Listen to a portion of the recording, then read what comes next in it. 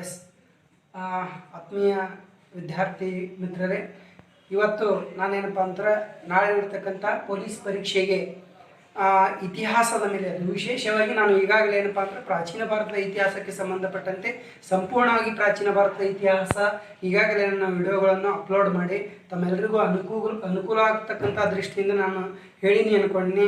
ನಾಳೆ ಪರೀಕ್ಷೆಗೆ ಬಂದರೂ ಬರ್ಬೋದು. ಅದೇ ರೀತಿಯಾಗಿ ಈ ಇತಿಹಾಸದಲ್ಲಿ ಮಧ್ಯಕಾಲೀನ ಇತಿಹಾಸಕ್ಕೆ ಸಂಬಂಧಪಟ್ಟಂತೆ ಏನೆಲ್ಲ ಪ್ರಶ್ನೆಗಳು ಬರಬಹುದು ಅಂತಕ್ಕಂಥ ವಿಚಾರ ಇಟ್ಕೊಂಡು ತಮ್ಮೆಲ್ಲರಿಗೂ ನಾನೇನಪ್ಪ ಅಂದ್ರೆ ಬರೀ ಒಂದೇ ಒಂದು ತಾಸಿನಲ್ಲಿ ಇಡೀ ಮಧ್ಯಕಾಲೀನ ಇತಿಹಾಸದ ಕುರಿತು ಏನೆಲ್ಲ ಪ್ರಶ್ನೆಗಳು ಬರಬಹುದು ಅನ್ನೋದರ ಕುರಿತು ತಮ್ಮೆಲ್ಲರಿಗೂ ಕೂಡ ಈ ಒಂದು ತಾಸಿನಲ್ಲಿ ಚರ್ಚಿಸುತ್ತೇನೆ. ಎಸ್, ಇನ್ನೊಂದು ವಿಶೇಷತೆ ಏನಪ್ಪಾ ಅಂದ್ರೆ ಇಡೀ ಮಧ್ಯಕಾಲೀನ ಇತಿಹಾಸದಲ್ಲಿ ಈ ಮಧ್ಯಕಾಲೀನ ಇತಿಹಾಸ ಆರಂಭವಾಗೋದು ಆ್ಯಕ್ಚುಲಿ ದೆಹಲಿಯ ಸುಲ್ತಾನರ ಕಾಲದಿಂದ. ನಾನು ಅದಕ್ಕಿಂತಲೂ ಹಿನ್ನೆಲೆಯಾಗಿ ಯಾವುದಪ್ಪ ಅಂದರೆ ಇಸ್ಲಾಂ ಧರ್ಮ, ಭಾರತದ ಮೇಲೆ ಮುಸ್ಲಿಮರ ದಾಳಿಗಳು, ಆಮೇಲೆ ಗಜನಿಯ ದಾಳಿಗಳು, ಈಗಾಗಲೇ ನಾನೇನಪ್ಪ ಅಂದ್ರೆ ಅವುಗಳಿಗೆ ಹೆಚ್ಚಿನ ಸಮಯ ಕೊಟ್ಟು ವಿಡಿಯೋಗಳನ್ನು ಅಪ್ಲೋಡ್ ಮಾಡೀನಿ. ನಾನು ವಿಡಿಯೋ ಬೇಕಾಗಿತ್ತಪ್ಪ ಅಂತಂದ್ರೆ ಮಹಾಂತೇಶ್ ಮಾಹೂರ ಅಂತೇಳಿ ನೀವು ಯೂಟ್ಯೂಬ್ನಲ್ಲಿ ಹೋಗಿ ನನ್ನ ಹೆಸರು ಟೈಪ್ ಮಾಡಿದಾಗ ನನ್ನದೇ ಆಗಿರ್ತಕ್ಕಂಥ ವಿಡಿಯೋಗಳು ಬರ್ತಾವೆ. ಆಗ ನೀವು ಸಬ್ಸ್ಕ್ರೈಬ್ ಮಾಡಿಕೊಂಡು ನಂತರ ಏನಪ್ಪ ಅಂತಂದ್ರೆ ಸಬ್ಸ್ಕ್ರೈಬ್ ಮಾಡ್ಕೊಂಡಿಲ್ಲ ನಾನು ಯಾವುದೇ ವಿಡಿಯೋಗಳನ್ನು ಬಿಟ್ಟಾಗ ಜಲ್ದಿ ನಿಮ್ಗೆ ಏನಪ್ಪ ಅಂತಂದ್ರೆ ಅಪ್ಡೇಟ್ ಆಗ್ತಾವ ಅಂತ ಹೇಳ್ತಾ. ಎಸ್, ಈಗ ನಾನು ಮಧ್ಯಕಾಲೀನ ಇತಿಹಾಸದಲ್ಲಿ ಅದು ವಿಶೇಷವಾಗಿ ಆರಂಭದಲ್ಲೇ ನಾನು ಏನು ಹೇಳ್ತೀನಪ್ಪ ಅಂದ್ರೆ ದೆಹಲಿಯ ಸುಲ್ತಾನರು ಅಂತೇಳಿ ಬರ್ತದ. ಎಸ್, ಇಲ್ಲಿ ದೆಹಲಿ ಸುಲ್ತಾನರು ಅಂತೇಳಿ ಬಂದಾಗ ಈ ದೆಹಲಿಯ ಸುಲ್ತಾನರು ಅಂತೇಳಿ ಬಂದಾಗ ಇವರ ಕಾಲ 1206ರಿಂದ 1526 ಕಾಲವನ್ನು ನಾವು ದೆಹಲಿಯ ಸುಲ್ತಾನರ ಕಾಲ ಅಂತೇಳಿ ಕರಿತೀವಿ. ಎಸ್, ಇಲ್ಲಿ 1206ರಿಂದ 1526ರವರೆಗಿನ ಕಾಲವನ್ನು ದೆಹಲಿಯ ಸುಲ್ತಾನರ ಕಾಲ ಅಂತ ಕರಿತೀವಿ. ಈ ದೆಹಲಿಯ ಸುಲ್ತಾನರ ಸ್ಥಾಪಕ ಅಂತೇಳಿ ಯಾರಿಗೆ ಕರಿತೀರಪ್ಪ ಅಂತಂದ್ರೆ ದೆಹಲಿಯ ಸುಲ್ತಾನರ ಸ್ಥಾಪಕ ಕುತುಬುದ್ದೀನ್ ಐಬಕ್ ಅಂತೇಳಿ ಬರ್ತಾನ. ಕುತುಬುದ್ದೀನ್ ಐಬಕ್ ಅಂತೇಳಿ ಬರ್ತಾನ. ಎಸ್, ನಾನು ಇಲ್ಲಿ ಸರ್ ಇವ ಯಾರು ಸರ್ ಕುತುಬುದ್ದೀನ್ ಐಬಕ್ ಅಂತೇಳಿ ಬಂದಾಗ ನಾನು ಗಜನಿ ಅಂತ ಹೇಳಿದೆ. ಈಗಾಗಲೇ ಗಜನಿ ಅಂತೇಳಿ ಬಂದಾಗ ಭಾರತದ ಮೇಲೆ 17 ಬಾರಿ ದಾಳಿ ಮಾಡಿ ಅಪಾರವಾದ ಸಂಪತ್ತನ್ನು ಹೊಡೆದುಕೊಂಡು ಹೋದವನು ಗಜನಿ. ಆದ್ರೆ ಗಜನಿಯ ನಂತರ ಭಾರತದ ಮೇಲೆ ಮಹಮ್ಮದ್ ಗೋರಿ ಅಂತೇಳಿ ಬರ್ತಾನ. ಆ ಗೋರ್ ಮನೆತನದ ಪ್ರಸಿದ್ಧ ಅರಸ ಮಹಮ್ಮದ್ ಗೋರಿ ಭಾರತದ ಮೇಲೆ ದಾಳಿ ಮಾಡ್ತಾನ. ಆ ಮಹಮ್ಮದ್ ಗೋರಿಯ ಉದ್ದೇಶ ಏನಾಗಿತ್ತಪ್ಪ ಅಂದ್ರೆ ಭಾರತದಲ್ಲಿ ಶಾಶ್ವತವಾಗಿರ್ತಕ್ಕಂಥ ಒಂದು ಮುಸ್ಲಿಂ ಸಾಮ್ರಾಜ್ಯ ಸ್ಥಾಪಿಸುವ ಉದ್ದೇಶದಿಂದ ಭಾರತಕ್ಕೆ ಬಂದಿರ್ತಾನ. ಅವನಿಗೆ ಸಂಬಂಧಪಟ್ಟಂತ ವಿಶೇಷ ಘಟನೆ ಹೇಳ್ಬೇಕಂದ್ರೆ ಅವ ಭಾರತಕ್ಕೆ ಬಂದಾಗ 1178, 1191, 1192 ಈ ಮೂರು ಪ್ರಮುಖವಾಗಿ ಇತಿಹಾಸಕ್ಕೆ ಸಂಬಂಧಪಟ್ಟಂತ ಪ್ರಮುಖ ಘಟನೆಗಳು ಬರ್ತಾವ. 1178ರಲ್ಲಿ ಗದರಗಟ್ಟಿ ಅಂತಕ್ಕಂಥ ಕಾಳಗ ನಡೀತದ. ಗದರಗಟ್ಟಿ ಅಂತಕ್ಕಂಥ ಕಾಳಗ. ಎಸ್, ಈ ಗದರಗಟ್ಟಿ ಕಾಳಗ ಯಾರ ಮಧ್ಯೆ ನಡೀತದೆ ಅಂದ್ರೆ ಭಾರತದ ಗುಜರಾತಿನ ರಾಣಿ ಅಥವಾ ಸೋಲಂಕಿಗಳ ಮನೆತನದ ರಾಣಿ ನಾಯಕಿ ದೇವಿ ಮತ್ತು ಮಹಮ್ಮದ್ ಗೋರಿಯ ಮಧ್ಯೆ ಈ ಗದರಗಟ್ಟಿ ಕಾಳಗ ನಡೀತಾ. ಈ ಗದರಗಟ್ಟಿ ಕಾಳಗದಲ್ಲಿ ಮಹಮ್ಮದ್ ಗೋರಿ ಸೋತು ಓಡಿ ಹೋಗ್ತಾನ. ಎಸ್, ಮತ್ತೆ ಭಾರತಕ್ಕೆ ಬರ್ತಾನ. ಭಾರತಕ್ಕೆ ಬಂದಾಗ 1191ರಲ್ಲಿ ಮಹಮ್ಮದ್ ಗೋರಿಗೂ ಮತ್ತು ರಜಪೂತ ಮನೆತನದಲ್ಲಿ ಅತ್ಯಂತ ಪ್ರಸಿದ್ಧವಾಗಿರ್ತಕ್ಕಂಥ ಅರಸ ಪೃಥ್ವಿರಾಜ್ ಚೌಹಾಣ ಮತ್ತು ಮಹಮ್ಮದ್ ಗೋರಿಯ ಮಧ್ಯೆ ಮೊದಲ ತರೈನ್ ಯುದ್ಧ ನಡೀತದ. ಎಸ್, ಈ ಮೊದಲ ತರೈನ್ ಯುದ್ಧದಲ್ಲಿ ಮಹಮ್ಮದ್ ಗೋರಿ ಪೃಥ್ವಿರಾಜ್ ಚೌಹಾಣನ ಕೈಯಲ್ಲಿ ಸೋತು ಕೊಲೆಯಾಗಿ ಹೋಗ್ತಾನ. ಎಸ್, ಇದು ಸೋತು ಅಫ್ಘಾನಿಸ್ತಾನಕ್ಕೆ ಓಡಿ ಹೋಗ್ತಾನ. ಸೋತು ಕೊಲೆಯಾಗಿ ಹೋಗಂಗಿಲ್ಲ, ಅಫ್ಘಾನಿಸ್ತಾನಕ್ಕೆ ಓಡಿ ಹೋಗ್ತಾನ. ಎಸ್, ಆದ್ರೆ ಅವನ ಹಠ ಏನಾಗಿರ್ತದೆ ಅಂದ್ರೆ ಭಾರತದಲ್ಲಿ ಶಾಶ್ವತವಾದ ಇಸ್ಲಾಂ ಸಾಮ್ರಾಜ್ಯ ಸ್ಥಾಪಿಸುವ ಉದ್ದೇಶದಿಂದ ಮತ್ತೊಮ್ಮೆ ಭಾರತಕ್ಕೆ ಬರ್ತಾನ 1192ರಲ್ಲಿ. ಇಲ್ಲಿ ಇದು ಫಸ್ಟ್ ತರೈನ್ ಯುದ್ಧ, ಆದ್ರ ಇದು ಸೆಕೆಂಡ್ ತರೈನ್ ಯುದ್ಧ, ಎರಡನೇ ತರೈನ್ ಯುದ್ಧ ಅಂತ ನಡೀತದ. ಎಸ್, ಈ ಎರಡನೇ ತರೈನ್ ಯುದ್ಧದ ಕೂಡ ಮಹಮ್ಮದ್ ಗೋರಿ ಮತ್ತು ಪೃಥ್ವಿರಾಜ್ ಚೌಹಾಣನ ಮಧ್ಯೆ ನಡೀತದ. ಈ ತರೈನ್ ಯುದ್ಧದಲ್ಲಿ ಏನಾಗ್ತದೆ ಅಂದ್ರೆ ಎರಡನೇ ತರೈನ್ ಯುದ್ಧದಲ್ಲಿ ಭಾರತದ ಅರಸ ಪೃಥ್ವಿರಾಜ್ ಚೌಹಾಣ ಮಹಮ್ಮದ್ ಗೋರಿಯ ವಿರುದ್ಧ ವೀರಾವೇಶದಿಂದ ಹೋರಾಡುತ್ತಾ ಯುದ್ಧ ಭೂಮಿಯಲ್ಲಿ ಏನಾಗ್ತಾನಪ್ಪ ಅಂದ್ರೆ ವೀರ ಮರಣವನ್ನು ಹೋಗ್ತಾನ. ಭಾರತದಲ್ಲಿ ಮಹಮ್ಮದ್ ಗೋರಿಗೆ ಏನಪ್ಪಾ ಅಂದ್ರೆ ಶಾಶ್ವತವಾಗಿರ್ತಕ್ಕಂಥ ಇಸ್ಲಾಂ ಸಾಮ್ರಾಜ್ಯ ಸ್ಥಾಪನೆ ಮಾಡಲು ಈ ಎರಡನೇ ತರೈನ್ ಯುದ್ಧ ಏನಾಗ್ತದಪ್ಪ ಅಂದ್ರೆ ಒಂದು ಅಡಿಪಾಯ ಹಾಕೊಟ್ಟಂಗಾಗ್ತದ. ಈ ತರೈನ್ ಯುದ್ಧಗಳ ಬಗ್ಗೆ ಸ್ಪಷ್ಟವಾಗಿ ಪ್ರಶ್ನೆಗಳ ಕೆಳನ ಮೊದಲ ತರೈನ್ ಯುದ್ಧ ಯಾವಾಗ ನಡೀತು, ಯಾರ ಮಧ್ಯೆ ನಡೀತು, ಎರಡನೇ ತರೈನ್ ಯುದ್ಧ ಯಾರ ಮಧ್ಯೆ ನಡೀತು, ಎಷ್ಟರಲ್ಲಿ ನಡೀತು. ಎಸ್, ಎರಡು ತರೈನ್ ಯುದ್ಧಗಳ ಬಗ್ಗೆ ತಿಳಿಸ್ತಕ್ಕಂಥ ಒಂದು ಪ್ರಸಿದ್ಧವಾಗಿರ್ತಕ್ಕಂಥ ಗ್ರಂಥ ಯಾವುದಪ್ಪ ಅಂತಂದ್ರೆ ಆ ಪೃಥ್ವಿರಾಜ್ ಚೌಹಾಣನ ಆಸ್ಥಾನದ ಕವಿ ಚಾಂದ್ ಬರ್ದಾಯಿ ಬರೆದಂತ ಪೃಥ್ವಿರಾಜ್ ರಾಸೋ ಅಂತಕ್ಕಂಥ ಗ್ರಂಥ ಬರ್ತದೆ. ಚಾಂದ್ ಬರ್ದಾಯಿ ಬರೆದಂತ ಪೃಥ್ವಿರಾಜ್ ರಾಸೋ ಅಂತಕ್ಕಂಥ ಗ್ರಂಥ ಬರ್ತದೆ. ಬಹಳ ಇಂಪಾರ್ಟೆಂಟ್ ಈ ಗ್ರಂಥ. ಇದು ಬರೆದಿದ್ದು ಯಾರಪ್ಪ ಅಂದ್ರೆ ಚಾಂದ್ ಬರ್ದಾಯಿ ಬರೆದಿದ್ದು. ಎಸ್, ಸರ್ ಇದೆಲ್ಲ ಯಾಕೆ ಹೇಳಿದ್ರಿ ಅಂದ್ರೆ ಈ ದೆಹಲಿಯ ಸುಲ್ತಾನರ ಸ್ಥಾಪಕ ಕುತುಬುದ್ದೀನ್ ಐಬಕ್ ಸರ್ ಇದು ಬಿಟ್ಟು ಇಲ್ಲಿ ಹಂಗೆ ಬಂದ್ರಿ ಅಂತ ಬಂದಾಗ ಏನ್ ನಾನು ಹೇಳಿದ್ನಲ್ಲ ಆ ಮಹಮ್ಮದ್ ಗೋರಿಯ ನಿಷ್ಠಾವಂತ ಗುಲಾಮರಲ್ಲಿ ಒಬ್ಬನಾಗಿರ್ತಕ್ಕಂಥ ಕುತುಬುದ್ದೀನ್ ಐಬಕ್ ಅಂದ್ರೆ ಗೋರಿ 1206 ಮರಣವಂತನ ಗೋರಿಯ ಮರಣ ನಂತರ ಆತನ ಉತ್ತರಾಧಿಕಾರಿಯಾಗಿ 4 ಜನ ಏನಪ್ಪಾ ಅಂತರ ಅವನ ಏನಪ್ಪಾ ಅಂತರ ದಂಡನಾಯಕರು ಬರ್ತಾರೆ. ಅವರಲ್ಲಿ ಪ್ರಮುಖನಾಗಿರ್ತಕ್ಕಂಥವನು ಯಾರಪ್ಪಾ ಅಂತಾರೆ ಕುತುಬುದ್ದೀನ್ ಐಬಕ್. ಈತ ದೆಹಲಿಗೆ ಬಂದು ಆಡಳಿತವನ್ನು ನಡೆಸ್ತಾನ. ಹೀಗಾಗಿ ಇವನನ್ನು ದೆಹಲಿಯ ಸುಲ್ತಾನರ ಸ್ಥಾಪಕ ಅಂತೇಳಿ ಕರೀತಾರ. ಇಲ್ಲಿ ಕುತುಬುದ್ದೀನ್ ಐಬಕ್ ದೆಹಲಿಯ ಸುಲ್ತಾನರ ಸ್ಥಾಪಕ. ದೆಹಲಿ ಸುಲ್ತಾನರ ಸ್ಥಾಪಕ ಕುತುಬುದ್ದೀನ್ ಐಬಕ್ನಿಂದ ಸ್ಥಾಪನೆ ಆಗ್ತದೆ 1206 ಜೂನ್ 24ರಲ್ಲಿ ಈ ದೆಹಲಿಯ ಸುಲ್ತಾನ ಮನೆತನ ಸ್ಥಾಪನೆ ಆಗ್ತದ. ಸ್ಥಾಪನೆ ಆದ ನಂತರ ದೆಹಲಿಯನ್ನು ಒಟ್ಟು ಏನಪ್ಪಾ ಅಂದ್ರೆ 5 ಮನೆತನಗಳು ಆಳ್ವಿಕೆ ಮಾಡ್ತಾವ. ಎಷ್ಟು ಮನೆತನಗಳು ಆಳ್ವಿಕೆ ಮಾಡ್ತಾವಪ್ಪ ಅಂದ್ರೆ 5 ಮನೆತನಗಳು ಆಳ್ವಿಕೆ ಮಾಡ್ತಾವ. ಈ 5 ಮನೆತನಗಳು ಯಾವ ಪದವಿಯೊಂದಿಗೆ ಆಡಳಿತ ಮಾಡ್ತಾವ ಅಥವಾ ಬಿರುದಿನೊಂದಿಗೆ ಆಡಳಿತ ಮಾಡ್ತಾವಪ್ಪ ಅಂದ್ರೆ ಸುಲ್ತಾನ್ ಅಂತಕ್ಕಂಥ ಪದವಿಯೊಂದಿಗೆ ಆಡಳಿತ ಮಾಡ್ತಾವ. ಈ ಸುಲ್ತಾನ ಎಂಬ ಬಿರುದು ಅಥವಾ ಪದವಿ ಪಡೆದ ಜಗತ್ತಿನ ಮೊಟ್ಟ ಮೊದಲ ವ್ಯಕ್ತಿ ಅಥವಾ ಅರಸ ಮುಸ್ಲಿಂ ಅರಸ ಯಾರು ಅಂದ್ರೆ ಅದು ಗಜನಿ, ಮೊಹಮ್ಮದ್ ಗಜನಿ. ಇಡೀ ಪ್ರಪಂಚದ ಇತಿಹಾಸದಲ್ಲಿ ಮೊಟ್ಟ ಮೊದಲ ಬಾರಿಗೆ ಸುಲ್ತಾನ ಎಂಬ ಪದವಿ ಅಥವಾ ಬಿರುದನ್ನು ಪಡೆದವನು ಯಾರಪ್ಪ ಅಂದ್ರೆ ಮೊಹಮ್ಮದ್ ಗಜನಿ ಅಂತಕ್ಕಂಥವನು. ಈ ಪದವಿಯೊಂದಿಗೆ ದೆಹಲಿಯನ್ನು 5 ಮನೆತನಗಳು ಆಳ್ವಿಕೆ ಮಾಡ್ತಾವ. ಆ 5 ಮನೆತನಗಳು ಅಂತೇಳಿ ಬಂದಾಗ ಬಹಳ ಸ್ಪಷ್ಟವಾಗಿ ಈ ಮನೆತನಗಳ ಬಗ್ಗೆ ಕೂಡ ಕ್ವಶನ್ಗಳು ಮಾಡ್ಯಾನ. ಆ 5 ಮನೆತನಗಳು ಅಂತೇಳಿ ಬಂದಾಗ ಒಂದು ಗುಲಾಮಿ ಸಂತತಿ ಅಂತೇಳಿ ಬರ್ತದೆ, ಗುಲಾಮಿ ಸಂತತಿ. 2 ಖಿಲ್ಜಿ ಸಂತತಿ, ಖಿಲ್ಜಿ ಸಂತತಿ. 3 ಯಾವ್ದಪ್ಪ ಅಂದ್ರೆ ತುಘಲಕ್ ಸಂತತಿ ಅಂತೇಳಿ ಬರ್ತದೆ, ತುಘಲಕ್ ಸಂತತಿ ಅಂತೇಳಿ ಬರ್ತದ. 4 ಸೈಯದ್ ಸಂತತಿ ಅಂತೇಳಿ ಬರ್ತದೆ, ಸೈಯದ್ ಸಂತತಿ. 5 ಏನಪ್ಪಾ ಅಂದ್ರೆ ಲೋಧಿ ಸಂತತಿ ಅಂತೇಳಿ ಬರ್ತದೆ. ದೆಹಲಿಯನ್ನು ಒಟ್ಟು 5 ಮನೆತನಗಳು ಯಾವ ಪದವಿಯೊಂದಿಗೆ? ಈ ಪದವಿಯೊಂದಿಗೆ. ಇದು 1206ರಿಂದ 1290ರವರೆಗೆ.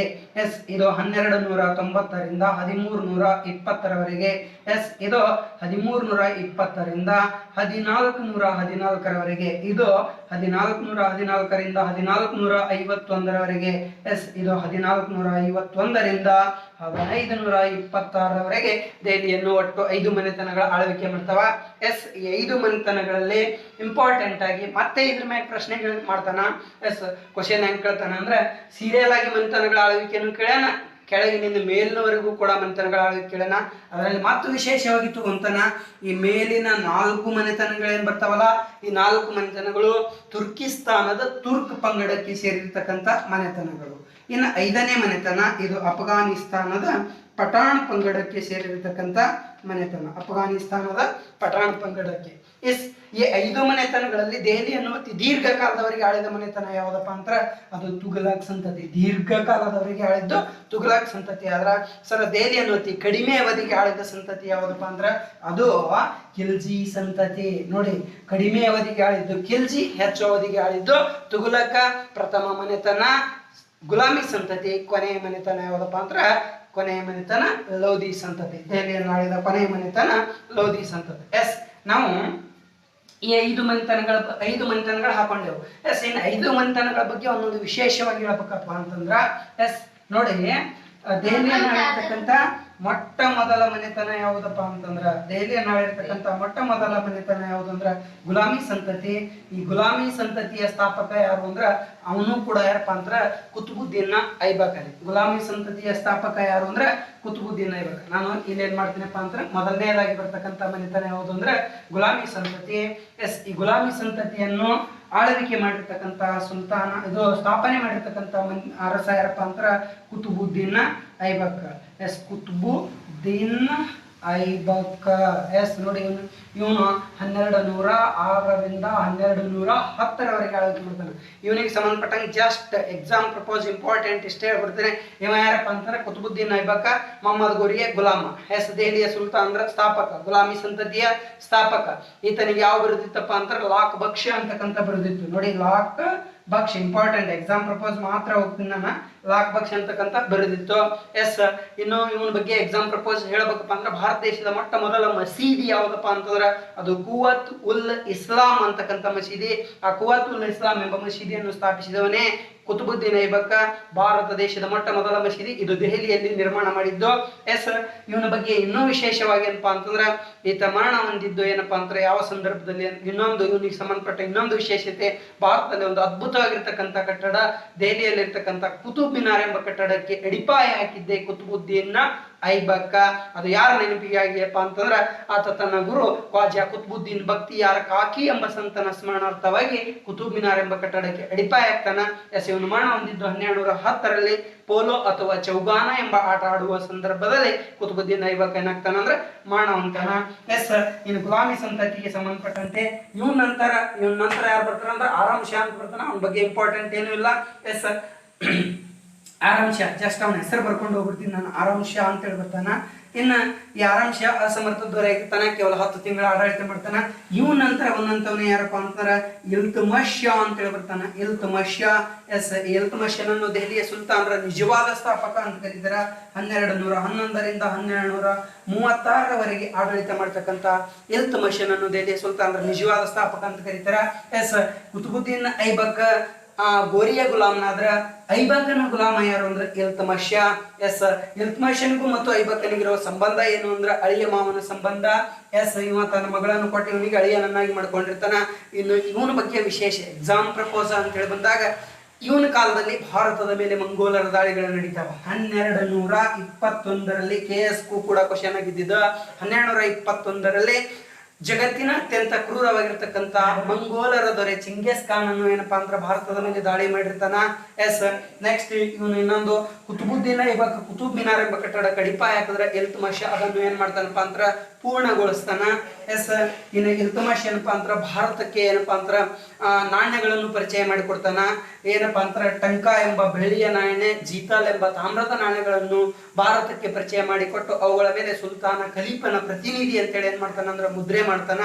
ಎಸ್ ಇವನ ಬಗ್ಗೆ ಇನ್ನೊಂದು ವಿಶೇಷತೆ ಏನಪ್ಪಾ ಅಂದ್ರೆ ಈತ ತನ್ನ ಆಡಳಿತದಲ್ಲಿ 40 ಸರದಾರರ ಒಕ್ಕೂಟವಾದ ಚೆಹಲ್ಗಾನಿ ಅಂತಕ್ಕಂಥ ಪದ್ಧತಿಯನ್ನು ಏನ್ ಮಾಡ್ತಾನಪ್ಪ ಅಂದ್ರೆ ಜಾರಿಗೆ ತರ್ತಾನ. 40 ಸರದಾರರ ಒಕ್ಕೂಟ ಆಗಿರ್ತಕ್ಕಂಥ ಚೆಹಲ್ಗಾನಿ ಪದ್ಧತಿಯನ್ನು ಜಾರಿಗೆ ತಂದವ ಯಾರಪ್ಪ ಅಂತಂದ್ರೆ ಅದು ಇಲ್ತುಮಶ್. ಚೆಹಲ್ಗಾನಿ ಅಂತಕ್ಕಂಥ ಪದ್ಧತಿ ಜಾರಿಗೆ ತಂದವನು ಯಾರು? ಇಲ್ತುಮಶ್ ಅಂತಕ್ಕಂಥವನು.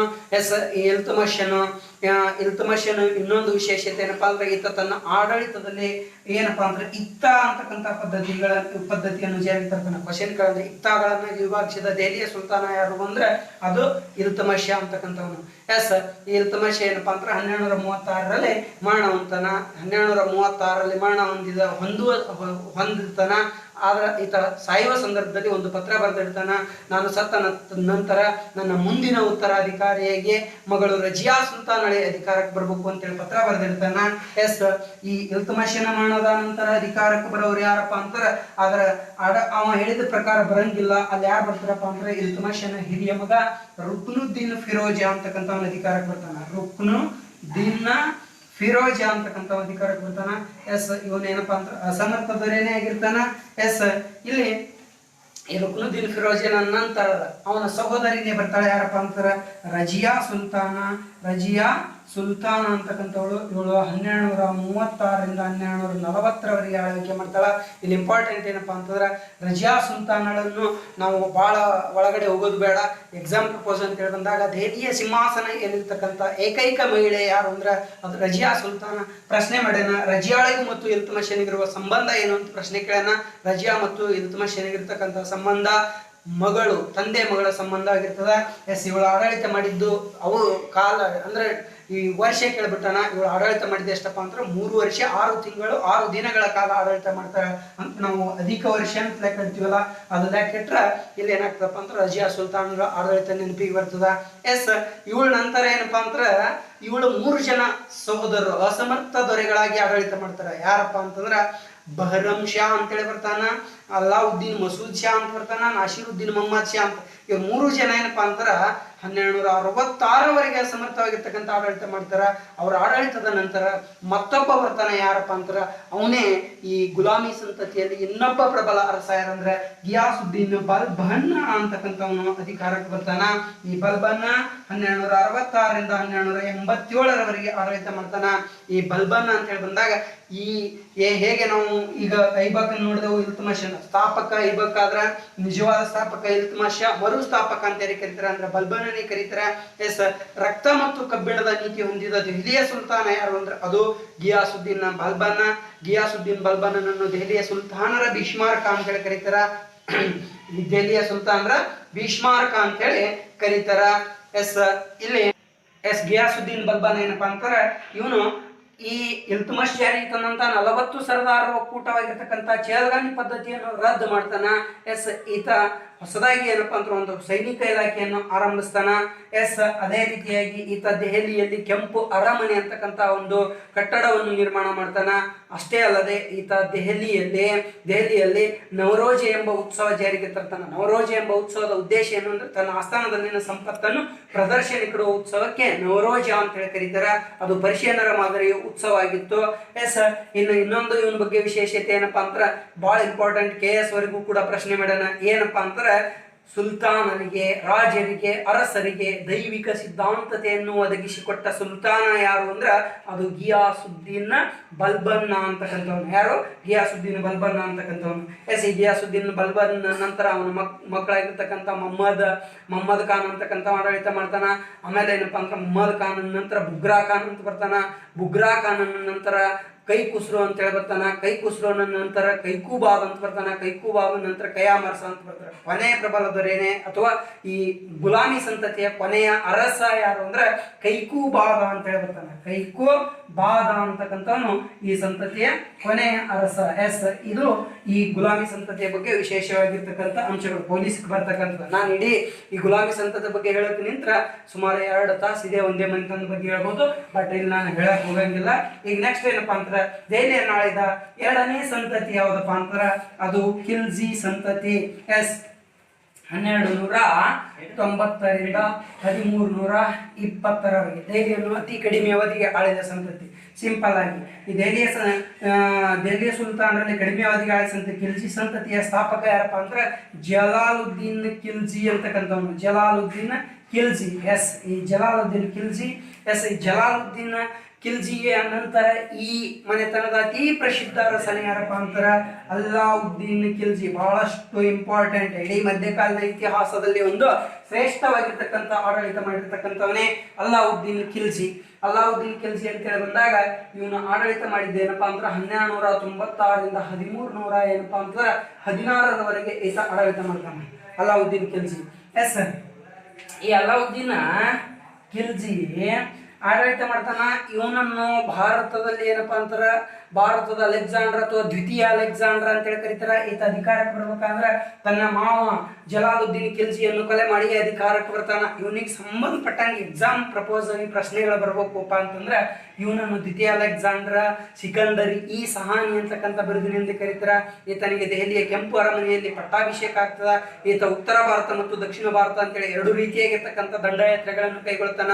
ಆ ಉತ್ತರ ಭಾರತದ ದಂಡಯಾತ್ರೆಯಲ್ಲಿ ಪ್ರಮುಖವಾಗಿ ಈತ ಏನಪ್ಪಾ ಅಂದ್ರೆ 1296ರಲ್ಲಿ ಏನ್ ಮಾಡ್ತಾನ ಅಂದ್ರೆ ಗುಜರಾತಿನ ಮೇಲೆ ಏನಪ್ಪಾ ಅಂದ್ರೆ ದಾಳಿ ಮಾಡಿರ್ತಾನ.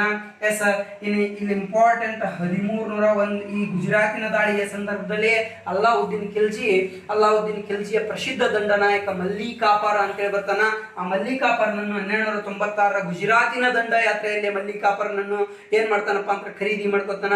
ಮಲ್ಲಿಕಾಫರ್ನನ್ನು ಗುಜರಾತಿನ ಕ್ಯಾಂಬೆ ಕೊಲ್ಲಿ ಅಂತಕ್ಕಂಥ ಸ್ಥಳದಲ್ಲಿ 1000 ಬಂಗಾರದ ದಿನಾರಗಳನ್ನು ಕೊಟ್ಟು ಖರೀದಿ ಮಾಡಿರ್ತಾನ.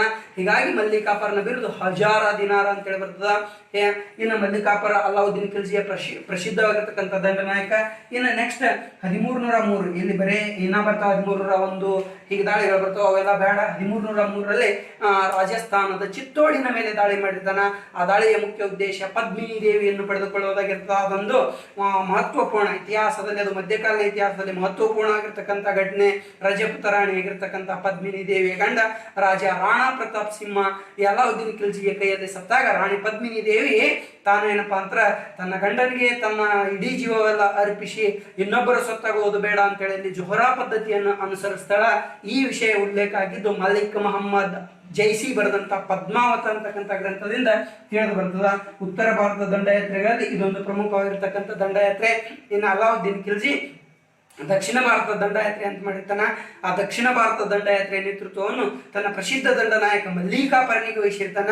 ಆ ದಕ್ಷಿಣ ಭಾರತದಲ್ಲಿ ಅಲಾವುದ್ದೀನ್ ಖಿಲ್ಜಿ ಏನಪ್ಪಾ ಅಂದ್ರ ಕರ್ನಾಟಕದ ದ್ವಾರ ಸಮುದ್ರದ ಮೇಲೆ ದಾಳಿ ಮಾಡಿರ್ತಾನ, ದೇವಗಿರಿಯ ಮೇಲೆ ದಾಳಿ ಮಾಡಿರ್ತಾನ, ಹೊಯ್ಸಳ ಸಾಮ್ರಾಜ್ಯ, ಆಮೇಲೆ ತಮಿಳುನಾಡಿನ ಮಧುರೈ ಮೇಲೆ ದಾಳಿ ಮಾಡಿರ್ತಾನ.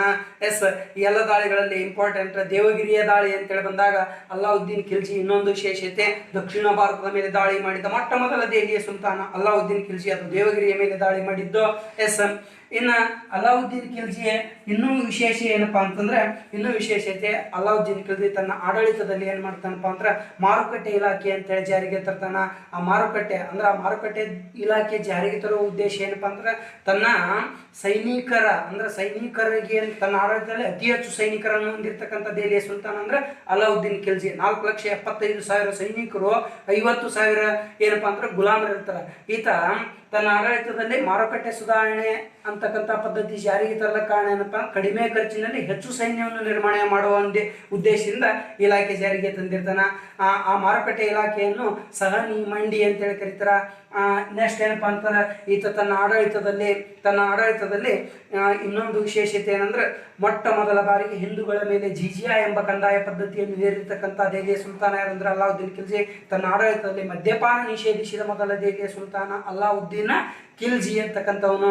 ಅಷ್ಟೇ ಅಲ್ಲದೆ ಅಲಾವುದ್ದೀನ್ ಖಿಲ್ಜಿ ಸಿಂಧೂ ನದಿಗೆ ಮಂಗೋಲರ ದಾಳಿಯನ್ನು ತಡೆಗಟ್ಟುವ ಉದ್ದೇಶದಿಂದ ಸಿಂಧೂ ನದಿಗೆ ಕೋಟೆಯನ್ನು ಕಟ್ಟಿಸಿದ್ದ ಯಾರಪ್ಪ ಅಂತರ ಅಲಾವುದ್ದೀನ್ ಖಿಲ್ಜಿ. ಭಾರತದ ಮೇಲೆ ಯಾವ ಸುಲ್ತಾನನ ಕಾಲದಲ್ಲಿ ಅತಿ ಹೆಚ್ಚು ಮಂಗೋಲರ ದಾಳಿಗಳು ನಡೆದು ಅಂದ್ರೆ ಅದು ಅಲಾವುದ್ದೀನ್ ಖಿಲ್ಜಿಯ ಕಾಲದಲ್ಲಿ ಸುಮಾರು 5 ಬಾರಿ ಮಂಗೋಲರ ದಾಳಿಗಳು ನಡೀತಾವ. ಅಷ್ಟೇ ಅಲ್ಲದೆ ಅಲಾವುದ್ದೀನ್ ಖಿಲ್ಜಿಯ ಆಸ್ಥಾನದಲ್ಲಿ ಭಾರತದ ಗಿಳಿ ಎಂದೇ ಖ್ಯಾತಿಯಾಗಿದ್ದ ಅಮೀರ್ ಖುಸ್ರೋ ಆಶ್ರಯ ಪಡೆದುಕೊಂಡಿದ್ದ. ಅಮೀರ್ ಖುಸ್ರೋನನ್ನು ಭಾರತದ ಗಿಳಿ ಅಂತ ಕರೀತಾರ, ಕವಿಗಳಲ್ಲಿ ರಾಜ, ಉರ್ದು ಸಾಹಿತ್ಯದ ಪಿತಾಮ ಅಂತ ಕರೀತಾರ. ಆ ಅಮೀರ್ ಖುಸ್ರೋ ಭಾರತಕ್ಕೆ ತಬಲಾ, ಸಿತಾರ, ಆಮೇಲೆ ಏನಪ್ಪಾ ಅಂತಾರೆ ಮುಸ್ಲಿಮರ ಹಾಡುವ ಖವ್ವಾಲಿ ರಾಗಗಳನ್ನು ಕೂಡ ಭಾರತಕ್ಕೆ ಪರಿಚಯ ಮಾಡಿಕೊಡ್ತಾನ. ಅಷ್ಟೇ ಅಲ್ಲದೆ ಅಮೀರ್ ಖುಸ್ರೋನ ಪ್ರಸಿದ್ಧ ಗ್ರಂಥಗಳು ಯಾವಪ್ಪ ಅಂತಾರೆ, ಪ್ರಸಿದ್ಧ ಗ್ರಂಥ ತುಘಲಕ್ ನಾಮ ಅಂತಕ್ಕಂಥ ಗ್ರಂಥ ಅಮೀರ್ ಖುಸ್ರೋನ ಒಂದು ಪ್ರಸಿದ್ಧ ಗ್ರಂಥ ಆಗ್ಯದ. ಇನ್ ನೆಕ್ಸ್ಟ್ ಏನಪ್ಪಾ ಅಂತಾರೆ, ಈ ಅಲಾವುದ್ದೀನ್ ಖಿಲ್ಜಿ ತನ್ನ ಪ್ರಸಿದ್ಧ ದಂಡನಾಯಕನಾಗಿರ್ತಕ್ಕಂಥ ಮಲ್ಲಿಕಾರ್ಜುನಿಂದ ಏನಾಗ್ತಾನಪ್ಪ ಅಂತಾರೆ ಕೊಲೆಯಾಗಿ ಹೋಗ್ತಾನೆ. ಯಾರೇ ಅಲಾವುದ್ದೀನ್ ಖಿಲ್ಜಿ. ಆಮೇಲೆ ಈ ಖಿಲ್ಜಿ ಸಂತತಿಯ ಮೇಲೆ ಇಷ್ಟೆಲ್ಲ ಪ್ರಶ್ನೆಗಳದು. ಇನ್ನು ಖಿಲ್ಜಿ ಸಂತತಿಯ ನಂತರ ಬರ್ತಕ್ಕಂಥ ಮನೆತನ ಯಾವುದಪ್ಪ? ಇನ್ನೊಂದು ವಿಶೇಷ ಅಂದ್ರೆ ಅಲಾವುದ್ದೀನ್ ಖಿಲ್ಜಿಯ ಪ್ರಸಿದ್ಧ ಕಟ್ಟಡಗಳು ಯಾವುವು ಅಂತ ಪ್ರಶ್ನೆ ಕೇಳೋಣ. ಅಲಾವುದ್ದೀನ್ ಖಿಲ್ಜಿಯ ಪ್ರಸಿದ್ಧ ಕಟ್ಟಡಗಳು ಅಲಾಯಿ ದರ್ವಾಜ್, ಅಲಾಯಿ ಮಿನಾರ್, ಆಮೇಲೆ ಜಮಾಯತ್ ಖಾನ ಅಂತಕ್ಕಂಥ ಮಸೀದಿ, ಇವೆಲ್ಲವೂ ಕೂಡ ಎಲ್ಲಿದಾವಪ್ಪ ಅಂತಂದ್ರೆ ಇವೆಲ್ಲವೂ ಕೂಡ ದೆಹಲಿಯಲ್ಲಿರ್ತಕ್ಕಂಥ ಕಟ್ಟಡ. ಇವು ಎಕ್ಸಾಕ್ಟ್ ಆಗಿ ಕ್ವಶನ್ ಕೇಳ್ಯಾನ. ಅಲಾವುದ್ದೀನ್ ಖಿಲ್ಜಿಯ ಪ್ರಸಿದ್ಧ ಕಟ್ಟಡಗಳು ಯಾವುವು ಅಂತ ಕೇಳ್ಯಾನ. ಈ ಹೇಳಿದ್ದೆಲ್ಲವೂ ಅಲಾವುದ್ದೀನ್ ಖಿಲ್ಜಿಗೆ ಸಂಬಂಧಪಟ್ಟಂತಹ ಕಟ್ಟಡಗಳೇ. ಇನ್ನು ಖಿಲ್ಜಿ ಸಂತತಿಯ ನಂತರ ದೆಹಲಿಯನ್ನು ಅತಿ ದೀರ್ಘ ಕಾಲದವರೆಗೆ ಆಳಿರ್ತಕ್ಕಂತಹ ಮನೆತನ ಯಾವುದಪ್ಪ ಅಂದ್ರೆ ತುಘಲಕ್ ಸಂತತಿ ಅಂತ ಬರ್ತದ. ಇದು 1320ರಿಂದ 1414ರವರೆಗೆ ಆಡಳಿತ ಮಾಡ್ತದ. ತುಘಲಕ್ ಸಂತತಿಯ ಸ್ಥಾಪಕ ಗಿಯಾಸುದ್ದೀನ್ ತುಘಲಕ್ ಅಂತ ಹೇಳಿ ಬರ್ತಾನ. ಈ ಗಿಯಾಸುದ್ದೀನ್ ತುಘಲಕನ ಒಂದು ವಿಶೇಷತೆ ಏನಪ್ಪಾ ಅಂದ್ರ ಈತ ದೆಹಲಿಯ ಹೊರವಲಯದಲ್ಲಿ ತುಘಲಕಾಬಾದ್ ಅಂತಕ್ಕಂಥ ನಗರವನ್ನು ನಿರ್ಮಿಸಿರ್ತಾನ. ಆಮೇಲೆ ವಿಶೇಷ ಏನಪ್ಪಾ ಅಂದ್ರ ಯಾವ ದೆಹಲಿಯ ಸುಲ್ತಾನ ರೈತರಿಗೆ ಮೊಟ್ಟ ಮೊದಲ ಬಾರಿಗೆ ನೀರಾವರಿ ಸೌಲಭ್ಯ ಒದಗಿಸಿಕೊಟ್ಟ ಅಂದ್ರೆ ಅದು ಗಿಯಾಸುದ್ದೀನ್ ತುಘಲಕ್ ಸಂತತಿಯ ಸ್ಥಾಪಕನಾಗಿರ್ತಕ್ಕಂಥ ಗಿಯಾಸುದ್ದೀನ್ ತುಘಲಕ್ನ ಏನಪ್ಪಾ ಅಂದ್ರೆ ರೈತರಿಗೆ ನೀರಾವರಿ ಸೌಲಭ್ಯ ಮತ್ತು ತೆಕ್ಕಾವು ಎಂಬ ಕೃಷಿ ಸಾಲ ನೀಡಿದ ಮೊದಲ ದೆಹಲಿಯ ಸುಲ್ತಾನ. ಈ ತುಘಲಕ್ ಸಂತತಿಯ ಪ್ರಸಿದ್ಧ ಅರಸನೇ ಮಹಮ್ಮದ್ ಬಿನ್ ತುಘಲಕ್. ಆತ ಗಿಯಾಸುದ್ದೀನ್ ತುಘಲಕನ ಮಗ. ಇನ್ನೊಂದು ವಿಶೇಷತೆ ಏನಪ್ಪಾ ಅಂತಂದ್ರೆ ಮೊಹಮ್ಮದ್ ಬಿನ್ ತುಘಲಕ್ ಅಧಿಕಾರಕ್ಕೆ ಬರಬೇಕಾದ್ರೆ ತಂದೆ ಗಿಯಾಸುದ್ದೀನ್ ತುಘಲಕನನ್ನು ಕೊಲೆ ಮಾಡಿ ಅಧಿಕಾರಕ್ಕೆ ಬರ್ತಾನ. ಇನ್ ಇಂಪಾರ್ಟೆಂಟ್ ವ್ಯಕ್ತಿನೇ ಯಾರಪ್ಪ ಅಂದ್ರ ಮಹಮ್ಮದ್ ಬಿನ್ ತುಘಲಕ್. ಈ ಮಹಮ್ಮದ್ ಬಿನ್ ತುಘಲಕ್ ಅಂತೇಳಿ ಬಂದಾಗ ಇವನನ್ನು ಯುರೋಪಿನ ಇತಿಹಾಸಕಾರರು ಹುಚ್ಚ ಅರಸ ಅಂತ ಕರೀತಾರ. ಇನ್ನು ಕೆಲವು ಇತಿಹಾಸಕಾರರು ಇವನನ್ನು ಯೋಜನಾಪರ ಅರಸ ಅಂತ ಕರೀತಾರ. ನಿಮ್ಮ ಕ್ವಶನ್ ಕೇಳಿದ್ರ ಹುಚ್ಚ ಅರಸ, ಉಯ್ಲು ದೊರೆ, ಐಲು ದೊರೆ, ವೈಪರೀತ್ಯಗಳ ಸಮ್ಮಿಶ್ರಣ ದೊರೆ, ಇತಿಹಾಸಕಾರರಿಗೆ ಗೊಂದಲಮಯವಾಗಿ ಕಂಡಂತ ಏಕೈಕ ದೊರೆ ಅಂದ್ರೆ ಅದು ಮೊಹಮ್ಮದ್ ಬಿನ್ ತುಘಲಕ್. ಬಟ್ ಅವ ಹುಚ್ಚ ಆಗಿರಂಗಿಲ್ಲ, ಅವನ ಆಡಳಿತವನ್ನು ಗಮನಿಸಿ ಇತಿಹಾಸಕಾರರು ಅವನಿಗೆ ಆ ರೀತಿಯಾಗಿ ಕರೆದಿದ್ದು.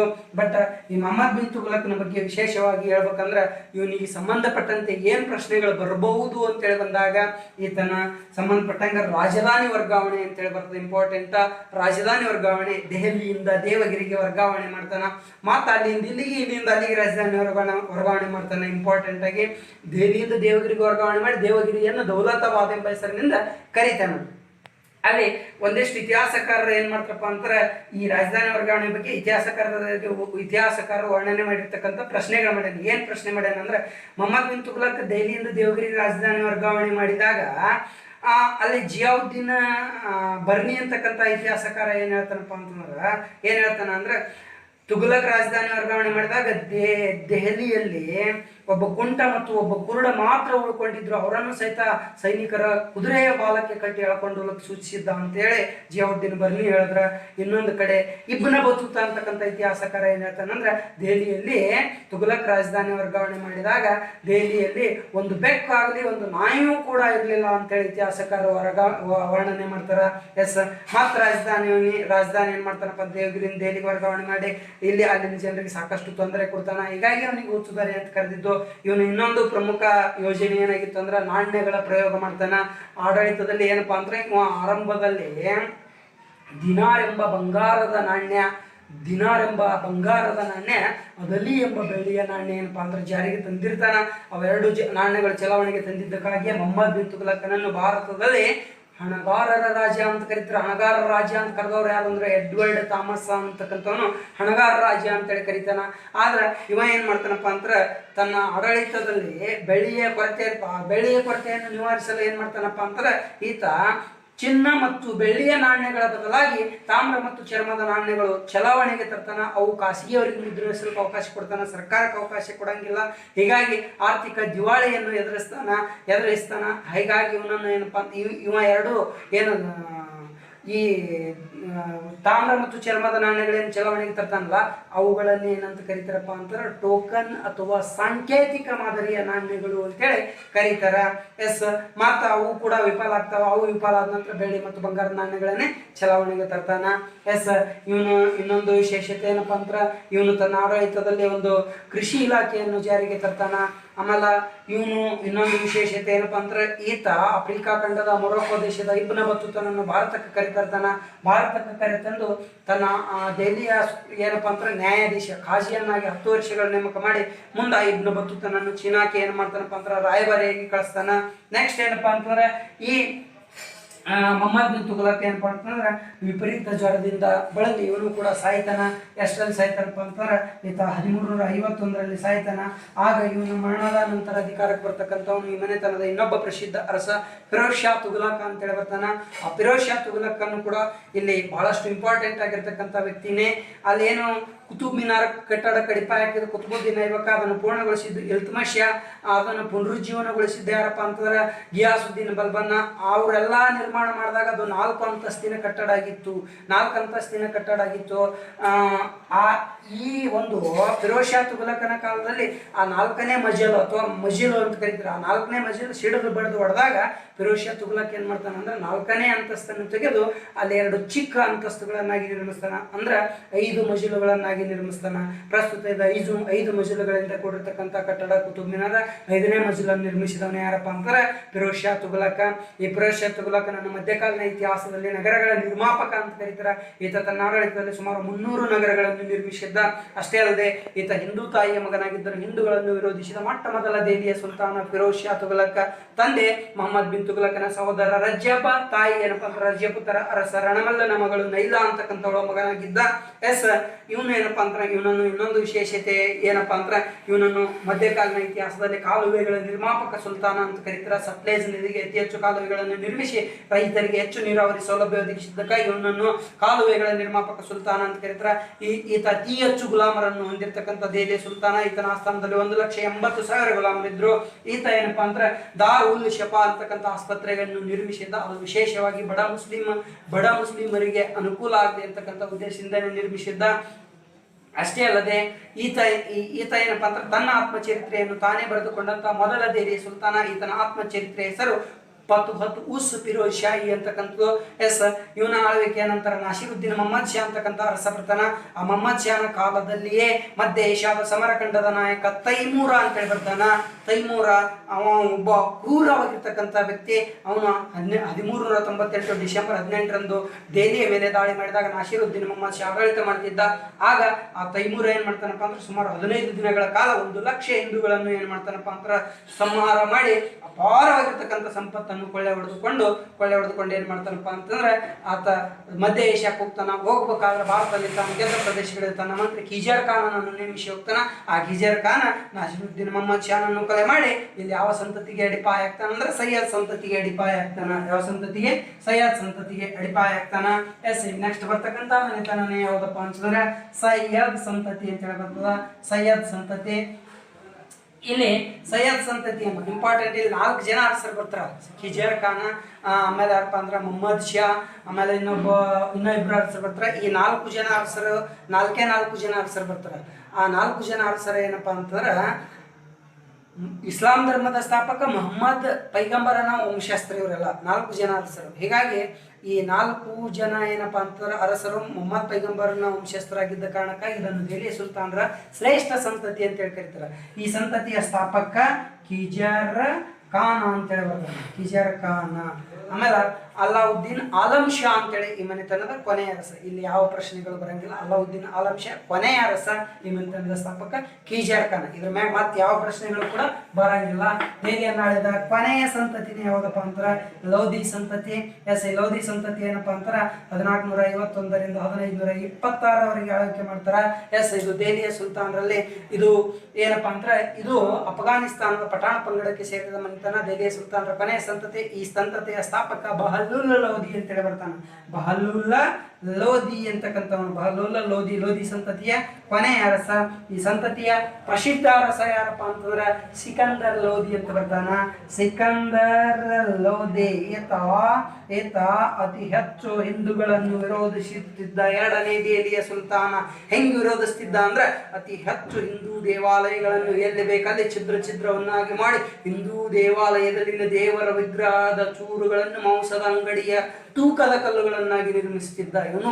ಮತ್ತು ಇವನು ತಾಯಿ ಹಿಂದೂ ಆದರೂ ಕೂಡ ವಿರೋಧಿಸುತ್ತಿದ್ದು ಹಿಂದೂಗಳನ್ನೇ. ತಂದೆ ಮುಸ್ಲಿಂ, ತಾಯಿ ಹಿಂದೂ ಆಗಿದ್ರು ಕೂಡ. ಹೆಂಗಂದ್ರೆ ಬಹಲುಲ್ ಲೋಧಿಯ 3ನೇ ಹೆಂಡತಿಯ 3ನೇ ಮಗ ಯಾರು?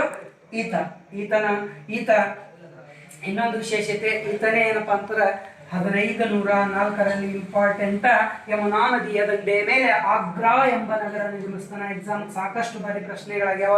ಯಮುನಾ ನದಿಯ ದಂಡೆಯ ಮೇಲೆ ಆಗ್ರಾ ಎಂಬ ನಗರವನ್ನು ನಿರ್ಮಿಸಿದವ ಯಾರಪ್ಪ ಅಂದ್ರೆ ಸಿಕಂದರ್ ಲೋಧಿ. ಈತನೇ ಏನಪ್ಪಾ ಅಂದ್ರೆ ಭೂಮಾಪನಕ್ಕಾಗಿ, ಭೂಮಿಯನ್ನು ಅಳೆಯೋದಕ್ಕಾಗಿ ಸಿಕಂದರ್ ಎಂಬ ಮಾಪನವನ್ನು ಮೊಟ್ಟ ಮೊದಲ ಬಾರಿಗೆ ಏನ್ ಮಾಡ್ತಾನ ಕಂಡುಹಿಡಿದಂತ ದೆಹಲಿಯ ಸುಲ್ತಾನ ಯಾರು ಅಂದ್ರೆ ಅದು ಸಿಕಂದರ್ ಲೋಧಿ.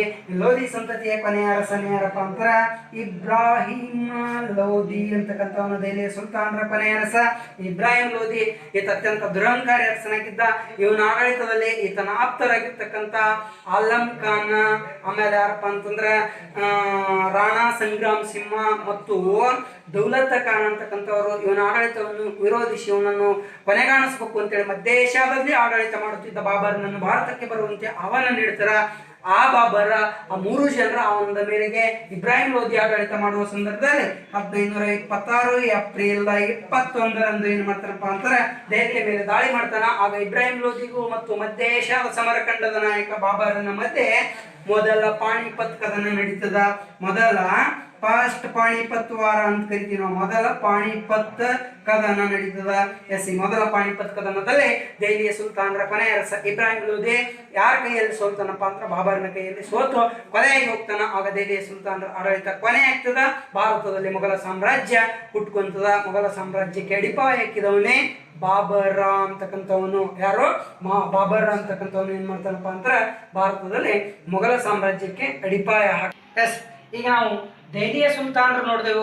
ದೆಹಲಿಯ ಸುಲ್ತಾನರ ಕೊನೆಯ ಅರಸ ಇಬ್ರಾಹಿಂ ಲೋಧಿಯನ್ನು ಬಾಬರ 1526ರ ಪಾಣಿಪತ್ ಕದನದಲ್ಲಿ ಸೋಲಿಸಿ ಯಾವ ಸಾಮ್ರಾಜ್ಯಕ್ಕೆ ಅಡಿಪಾಯ ಆಗ್ತಾನಪ್ಪ ಅಂದ್ರೆ ಮೊಘಲ ಸಾಮ್ರಾಜ್ಯಕ್ಕೆ ಅಡಿಪಾಯ ಆಗ್ತಾನ. ಮೊಘಲರು ಅಂತೇಳಿ ಬಂದಾಗ 1526ರಿಂದ 1857ರ ಕಾಲವನ್ನು ನಾವು ಮಧ್ಯಕಾಲೀನ ಇತಿಹಾಸದಲ್ಲಿ ಮೊಘಲರ ಆಡಳಿತ ಅಂತ ಕರಿತೀವಿ.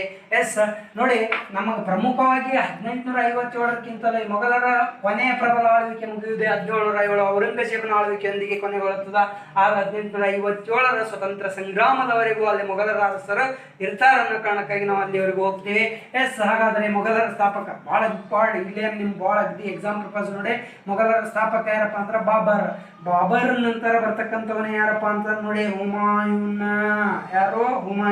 ಹುಮಾಯೂನ್ ನಂತರ ಅವನ ಮಗನೇ ಬರ್ತಾನ, ಬಹಳ ಇಂಪಾರ್ಟೆಂಟ್ ಆಗಿರ್ತಕ್ಕಂಥ ವ್ಯಕ್ತಿ ಅಕ್ಬರ್ ನಂತರ ಬರ್ತಕ್ಕಂಥವನು ಜಹಾಂಗೀರನ ನಂತರ ಬರ್ತಕ್ಕಂಥವನೇ ಶಹಜಹಾನನ ನಂತರ ಈ ಮನೆತನದ ಕೊನೆಯ ಪ್ರಬಲ ಅರಸನೇ ಔರಂಗಜೇಬ ಅಂತಕ್ಕಂಥವನು ಬರ್ತಾನೆ. ಎಸ್ ಇಲ್ಲಿ ಬಾಬರ್ ಅಂತೇಳಿ ಬಂದಾಗ ಈತ 1526ರಿಂದ 1530 ಇವನ ಆಳ್ವಿಕೆ ಆಗ್ತದೆ. ಇವೊಂದು 1530ರಿಂದ 1540 ಮತ್ತು 1555ರಿಂದ 1556. ನೆಕ್ಸ್ಟ್ ಬರ್ತಕ್ಕಂಥವನು ಅಕ್ಬರ 1556ರಿಂದ 1605ರವರೆಗೆ ಅಕ್ಬರ, 1605ರಿಂದ 1627ರವರೆಗೆ ಜಹಾಂಗೀರ, 1627ರಿಂದ 1658ರವರೆಗೆ ಶಹಜಾನ, 1658ರಿಂದ 1707ರವರೆಗೆ ಔರಂಗಜೇಬನು ಆಡಳಿತ ಮಾಡ್ತಾನೆ. ಎಸ್ ಇಲ್ಲಿ ನಾನು ಏನು ಬೋರ್ಡ್ ಮೇಲೆ ಬರೆಯಕ್ಕೆ ಹೋಗಂಗಿಲ್ಲ, ಸಿಂಪಲ್ ಆಗಿ ಡೈರೆಕ್ಟ್ ಬಂದ್ಬಿಡ್ತು ನೋಡಿ. ಬಾಬರ್ಗೆ ಸಂಬಂಧಪಟ್ಟಂಗೆ ಇತಿಹಾಸಕ್ಕೆ ಸಂಬಂಧಪಟ್ಟಂತೆ ಏನು ಪ್ರಶ್ನೆಗಳು ಬರಬಹುದು?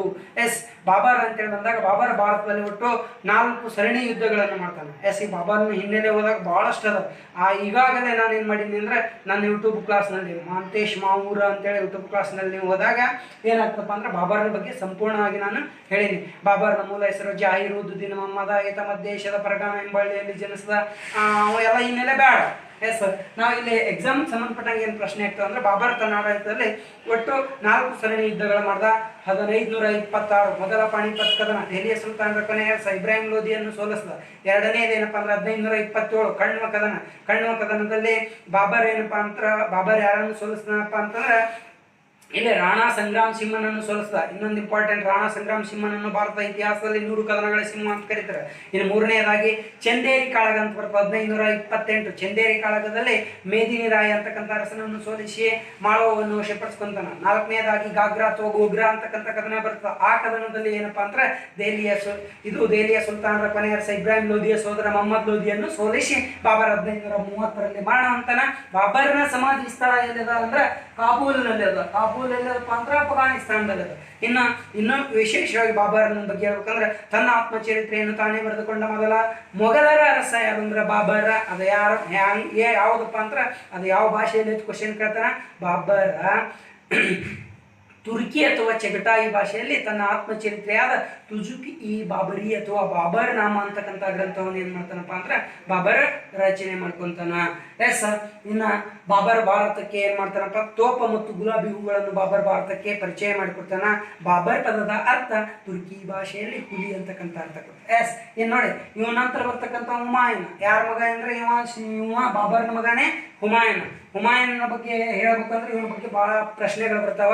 ಏನು ಪ್ರಶ್ನೆಗಳು ಬರ್ತಾವಪ್ಪ ಅಂದ್ರೆ, ಹುಮಾಯೂನ್ ದೆಹಲಿಯಲ್ಲಿ ದೀನ್ಪನ್ನ ಅಂತಕ್ಕಂಥ ಒಂದು ನಗರ, ಇದು ತನ್ನ ಆಡಳಿತದಲ್ಲಿ ದೀನ್ಪನ್ನ ಎಂಬ ನಗರ ನಿರ್ಮಿಸ್ತಾನ. ಈ ದೀನ್ಪನ್ನ ಎಂಬ ನಗರ ಎಲ್ಲದಂದ್ರೆ ಇದು ಪ್ರಸ್ತುತ ಇದು ಪಾಕಿಸ್ತಾನದಲ್ಲಿ ಕಂಡು ಬರ್ತದೆ. ಇನ್ನು ಇವನ ಬಗ್ಗೆ ಇನ್ನೂ ವಿಶೇಷ ಏನಪ್ಪಾ ಅಂದ್ರೆ, ಈ ಹುಮಾಯೂನ್ ಆಡಳಿತ ಮಾಡುವ ಸಂದರ್ಭದಲ್ಲಿ 1539ರಲ್ಲಿ ಸೂರ್ ಸಂತತಿ ಬರ್ತದೆ. ಶೇರ್ ಶಾ ಸೂರಿ ಅಂತಕ್ಕಂಥ ಒಬ್ಬ ಅರಸ ಬರ್ತಾನೆ. ಸೂರ್ ಸಂತತಿ ಅವನು ಬಾಬರ್ನ ದಂಡನಾಯಕನೇ. ಎಸ್ ಅವನು ಕೂಡ ದೆಹಲಿಯನ್ನು ತನ್ನ ವಶಕ್ಕೆ ತೆಗೆದುಕೊಳ್ಬೇಕು ಅಂತೇಳಿ ಬಹಳಷ್ಟು ಹೋರಾಟ ಮಾಡ್ತಿರ್ತಾನೆ. ಹೀಗಾಗಿ ಹುಮಾಯೂನ್ನ ಸಮರ್ಥನೆಯನ್ನು ಕಂಡು 1539ರಲ್ಲಿ ಹುಮಾಯೂನ್ನೊಂದಿಗೆ ಯುದ್ಧಕ್ಕೆ ಬಂದಾಗ ಹುಮಾಯೂನ್ ಮತ್ತು ಶೇರ್ ಶಾ ಸೂರಿಯ ಮಧ್ಯೆ ಯಾವ ಕದನ ನಡೀತದಪ್ಪ ಅಂದ್ರೆ ಚೌಸ ಎಂಬ ಕದನ ನಡೀತದ. ಅಲ್ಲಿ ಹುಮಾಯೂನ್ ಏನಾಗ್ತಾನಪ್ಪ ಅಂದ್ರೆ ಸೋತ್ ಗಂಗಾ ನದಿಗೆ ಬಿದ್ದಿರ್ತಾನ. ಗಂಗಾ ನದಿಗೆ ಬಿದ್ದಾಗ ಅಲ್ಲೊಬ್ಬ ನಾವಿಕ ಇವನನ್ನು ರಕ್ಷಣೆ ಮಾಡ್ತಾನೆ. ಹುಮಾಯೂನನ್ನು ರಕ್ಷಣೆ ಮಾಡಿದಾಗ ಹುಮಾಯೂನನ ಪ್ರಾಣ ಹೋಗ್ತಕ್ಕಂಥ ಹುಮಾಯೂನ ಪ್ರಾಣ ನಾವಿಕ ಉಳಿಸಿರ್ತಾನಲ್ಲ. ಉಳಿಸಿದ್ದಕ್ಕಾಗಿ ಹುಮಾಯೂನ್ ನಾವಿಕನಿಗೆ ಕೇಳ್ತಾನೆ, ಎಸ್ ನಾನು ದೆಹಲಿಯ ಸುಲ್ತಾನ್ ಅದೀನಿ, ನಾನು ದೆಹಲಿಯ ಬಾದ್ಶಾ ಅದೀನಿ ಅಂತೇಳಿ ಹೇಳ್ತಾನೆ. ಆಗ ಆ ನಾವಿಕ ಈತನ ಮೇಲೆ ಅನುಮಾನ ಪಡ್ತಾನೆ. ನೀ ದೆಹಲಿಯ ಬಾದ್ಶಾ ದೆಹಲಿಯ ಸುಲ್ತಾನ್ ಇದ್ದೆ, ನೀರಾಗಿ ಬಿದ್ದ್ಯಾಕೆ ಸಾಯ್ತಿದ್ದಿ ಅಂತೇಳಿ ಅವ ಇವನಿಗೆ ಒಂಥರ ಅಪಾಶದಿಂದ ಮಾತಾಡಿದಾಗ, ಇಲ್ಲ ನಾನು ನಿಜವಾಗಲೂ ದೆಹಲಿಯ ಬಾದ್ಶಾ ಸುಲ್ತಾನ್ ಅದೀನಿ, ನನ್ನ ಮ್ಯಾಗ ನಿನ್ನ ಡೌಟ್ ಇತ್ತು ಅಂದ್ರೆ ನಿನಗೇನು ಬೇಕು, ಸಂಪತ್ತು ಬೇಕೋ, ಆಸ್ತಿ ಹಣ ಬೇಕೋ, ಬಂಗಾರ ಬೇಕೋ, ಬೆಳ್ಳಿ ಬೇಕು, ಏನೆಲ್ಲ ಬೇಕು ಕೇಳಿಕೊಡ್ತೀನಿ ಅಂದಾಗ ಆಗ ನಾವಿಕನಿಗೆ ಅನುಮಾನ ಬಂದು ನಾವಿಕ ಹೇಳ್ತಾನೆ, ನೀನು ನಿಜವಾಗ್ಲೂ ದೆಹಲಿಯ ಸುಲ್ತಾನ್ ಆಗಿದ್ರ ನನಗೂ ಒಂದು ದಿನದ ಮಟ್ಟಿಗೆ ದೆಹಲಿಯ ಸಿಂಹಾಸನದ ಮ್ಯಾಗ ಕೂಡಿಸುವಾಗ ನಿನ್ನನ್ನು ದೆಹಲಿಯ ಬಾದ್ಶಾ ನಾವು ಒಪ್ಕೋತೀನಿ ಅಂತ ಹೇಳ್ತಾನೆ. ಆಗ ಆ ನಾವಿಕನಿಗೆ ಏನಪ್ಪಾ ಅಂತಂದ್ರೆ ಹುಮಾಯೂನ್ ಏನ್ ಮಾಡ್ತಾನೆ ಅಂದ್ರೆ ಪ್ರಾಣ ರಕ್ಷಣೆ ಮಾಡಿದ್ದಕ್ಕಾಗಿ ಒಂದು ದಿನದ ಮಟ್ಟಿಗೆ ಆ ನಿಜಾಮ್ ಅಥವಾ ನಿಜಾಮ್ ಖಾನ್ ಎಂಬ ನಾವಿಕನಿಗೆ ದೆಹಲಿಯ ಸಿಂಹಾಸನದ ಮೇಲೆ ಕೂಡಿಸಿ ಇವನು ಒಂದು ದಿನದ ದೆಹಲಿಯ ಸುಲ್ತಾನ್ ಅಂತ ಘೋಷಣೆ ಮಾಡ್ತಾನೆ. ಅದಕ್ಕಾಗಿ ದೇಶದ ಇತಿಹಾಸದಲ್ಲಿ ಏಕ ದಿನಕ ದೆಹಲಿಯ ಸುಲ್ತಾನ್ ಅಂತೇಳಿ ಆ ನಿಜಾಮ್ ಖಾನ್ ಎಂಬ ಒಬ್ಬ ನಾವಿಕನಿಗೆ ಕರೀತಾರೆ. ಅದು ಹುಮಾಯೂನ್ ಕಾಲದಲ್ಲಿ ನಡೆದ ಘಟನೆ. ಮುಂದೆ 1540ರಲ್ಲಿ ಹುಮಾಯೂನ್ ಏನಪ್ಪಾ ಅಂತಂದ್ರೆ ಶೇರ್ ಶಾ ಸೂರಿಯ ಕೈಯಲ್ಲಿ ಮತ್ತೆ 1540ರ ಕನೌಜ್ ಅಥವಾ ಬೆಲ್ಗ್ರಾಮ್ ಎಂಬ ಕದನದಲ್ಲಿ ಸೋತು ಒಂದು ಬಾರಿ ಅವಧಿ ಏನು ಮಾಡ್ತಾನೆ ಅಂದ್ರೆ ಮುಕ್ತಾಯ ಮಾಡ್ಕೊಂಡು ಹೋಗ್ತಾನೆ. ದೆಹಲಿಯ ಸಿಂಹಾಸನವನ್ನು 2 ಬಾರಿ ಏರಿದ ಏಕೈಕ ಅರಸ ಎಂದರೆ ಅದು ಹುಮಾಯೂನ. ಇಲ್ಲಿ 40ರವರೆಗೆ ಸೋತು ಅಲೆಮಾರಿ ಜೀವನ ನಡೆಸ್ತಾನ. ಎಸ್ ಇಲ್ಲಿ ಹುಮಾಯೂನ 1540ರ ಕನೌಜ್ ಅಥವಾ ಬೆಲ್ಗ್ರಾಮ್ ಕದನದಲ್ಲಿ ಸೋತು ಅಲೆಮಾರಿ ಜೀವನ ನಡೆಸ್ತಾನೆ. ಮುಂದೆ 1541ರಲ್ಲಿ ಹಮೀದಾ ಬಾನು ಬೇಗಮಳನ್ನು ವಿವಾಹ ಆಗ್ತಾನೆ. 1541ರಲ್ಲಿ ಹುಮಾಯೂನನ ಮಗ ಮೊಘಲರ ಪ್ರಸಿದ್ಧ ಅರಸನಾಗಿ 1542ರಲ್ಲಿ ಇಂದಿನ ಪಾಕಿಸ್ತಾನದ ಸಿಂಧ್ ಪ್ರಾಂತ್ಯದಲ್ಲಿನ ಅಮರಕೋಟೆ ಎಂಬ ಸ್ಥಳದಲ್ಲಿ ರಜಪುತರ ಅರಸ ವೀರ ಸಾಲನ ಅರಮನೆಯಲ್ಲಿ ಅಕ್ಬರನ ಜನನ ಆಗ್ತದ. ಮುಂದೆ 1555ರಲ್ಲಿ ಹುಮಾಯೂನ ಏನು ಮಾಡ್ತಾನಪ್ಪ ಅಂದ್ರೆ ಮತ್ತೆ ಆಗ ದೆಹಲಿ ಯಾರ ವಶಕ್ಕೆ ಹೋಗಿರ್ತದೆ ಅಂದ್ರೆ 1540ರಿಂದ 1555ರವರೆಗೆ ಸೂರ್ ಸಂತತಿ ಅರಸರ ಕೈಯೊಳಗೆ ಹೋಗಿರ್ತದ. ಶೇರ್ ಶಾ ಸೂರಿಯ, ಸಿಕಂದರ್ ಶಾ, ಆಲಂ ಶಾ, ಮೊಹಮ್ಮದ್ ಆದಿಲ್ ಶಾ ಅಂತ ಬರ್ತಾರೆ. ಅವ್ರು 4 ಜನ ಅಲ್ಲಿ ಆಡಳಿತ ಮಾಡ್ತಾರೆ. ಅವ್ರ ಕೈಯೊಳಗೆ ದೆಹಲಿ ಹೋಗಿರ್ತದ. ಆ ಸಂದರ್ಭದೊಳಗೆ ಹುಮಾಯೂನ್ ಏನು ಮಾಡ್ತಾನಪ್ಪ ಅಂತಾರೆ 1555ರಲ್ಲಿ ಮತ್ತೆ ಸೂರ್ ಸಂತತಿಯ ಅರಸ ಸಿಕಂದರ್ ಶಾನನ್ನು 1555ರಲ್ಲಿ ಸೋಲಿಸಿ 2ನೇ ಬಾರಿಗೆ ದೆಹಲಿಯ ಸಿಂಹಾಸನವನ್ನು ಏರಿದ್ದೆ ತಡ. ಇಲ್ಲಿ ಮಧ್ಯಕಾಲೀನ ಇತಿಹಾಸದಲ್ಲಿ ಈ ಹುಮಾಯೂನನ್ನು ಅದೃಷ್ಟವಂತ ಅರಸ ಅಂತ ಕರೀತಾರೆ. ಹುಮಾಯೂನನ ಪದದ ಅರ್ಥನೇ ಅದೃಷ್ಟವಂತ ಎಂಬ ಹೆಸರಿನೊಂದಿಗೆ ಅತ್ಯಂತ ದುರದೃಷ್ಟಕರವಾದ ಆಡಳಿತ ಮಾಡಿರ್ತಕ್ಕಂಥ ಅರಸ ಹುಮಾಯೂನ. ನೋಡಿ, ಅವನಿಗೆ ಯಾವ ಅದೃಷ್ಟನೂ ಇರಲಿಲ್ಲ ಅಂದ್ರೆ ರೀಸನ್ ಏನೋ ಅಧಿಕಾರ ಕಳ್ಕೊಂಡಿರ್ತಾನ. ಮತ್ತು ಅಧಿಕಾರ ಸಿಕ್ಕ 6 ತಿಂಗಳಿಗೆ ಏನಾಗ್ತಾನಪ್ಪ ಅಂದ್ರೆ ತಾನೇ ನಿರ್ಮಿಸಿದ ಜೀನ್ಪನ್ನ ಎಂಬ ನಗರದಲ್ಲಿ ಒಂದು ಗ್ರಂಥಾಲಯದ ಉದ್ಘಾಟನೆಗೆ ಹೋಗಿ ಇದು ಕ್ವಶನ್ ಕೇಳ್ಯಾನ. ಏನು ಕ್ವಶನ್ ಕೇಳ್ಯಾನ ಅಂದ್ರೆ ಗ್ರಂಥಾಲಯದ ಮೆಟ್ಟಿಲುಗಳು ಇರುವಾಗ ಜಾರಿ ಬಿದ್ದು ಮರಣ ಹೊಂದಿದ ಮೊಘಲರ ಅರಸ ಯಾರು ಅಂತ ಕ್ವಶನ್ ಕೇಳ್ಯಾನ. ಅದು ಹುಮಾಯೂನ. ಗ್ರಂಥಾಲಯದ ಮೆಟ್ಟಿಲು ಇರುವಾಗ ಜಾರಿ ಬಿದ್ದು ಹುಮಾಯೂನ್ ಏನಾಗ್ತಾನ ಅಂದ್ರೆ ಮರಣ ಹೊಂತಾನ. ಹುಮಾಯೂನ್ ಸಮಾಧಿ ಸ್ಥಳ ಎಲ್ಲಿದಪ್ಪ ಅಂತಾರೆ ದೆಹಲಿ ಎಲ್ಲಿದ. ಇದು ಭಾಳ ಇಂಪಾರ್ಟೆಂಟ್. ದೆಹಲಿಯಲ್ಲಿ ಇರ್ತಕ್ಕಂಥ ಹುಮಾಯೂನ್ ಸಮಾಧಿ ನಿರ್ಮಿಸಿದ್ದಾರೆ ಅಂದ್ರೆ ಆತನ ಮಗ ಅಕ್ಬರ್ ನಿರ್ಮಿಸ್ತಾನ.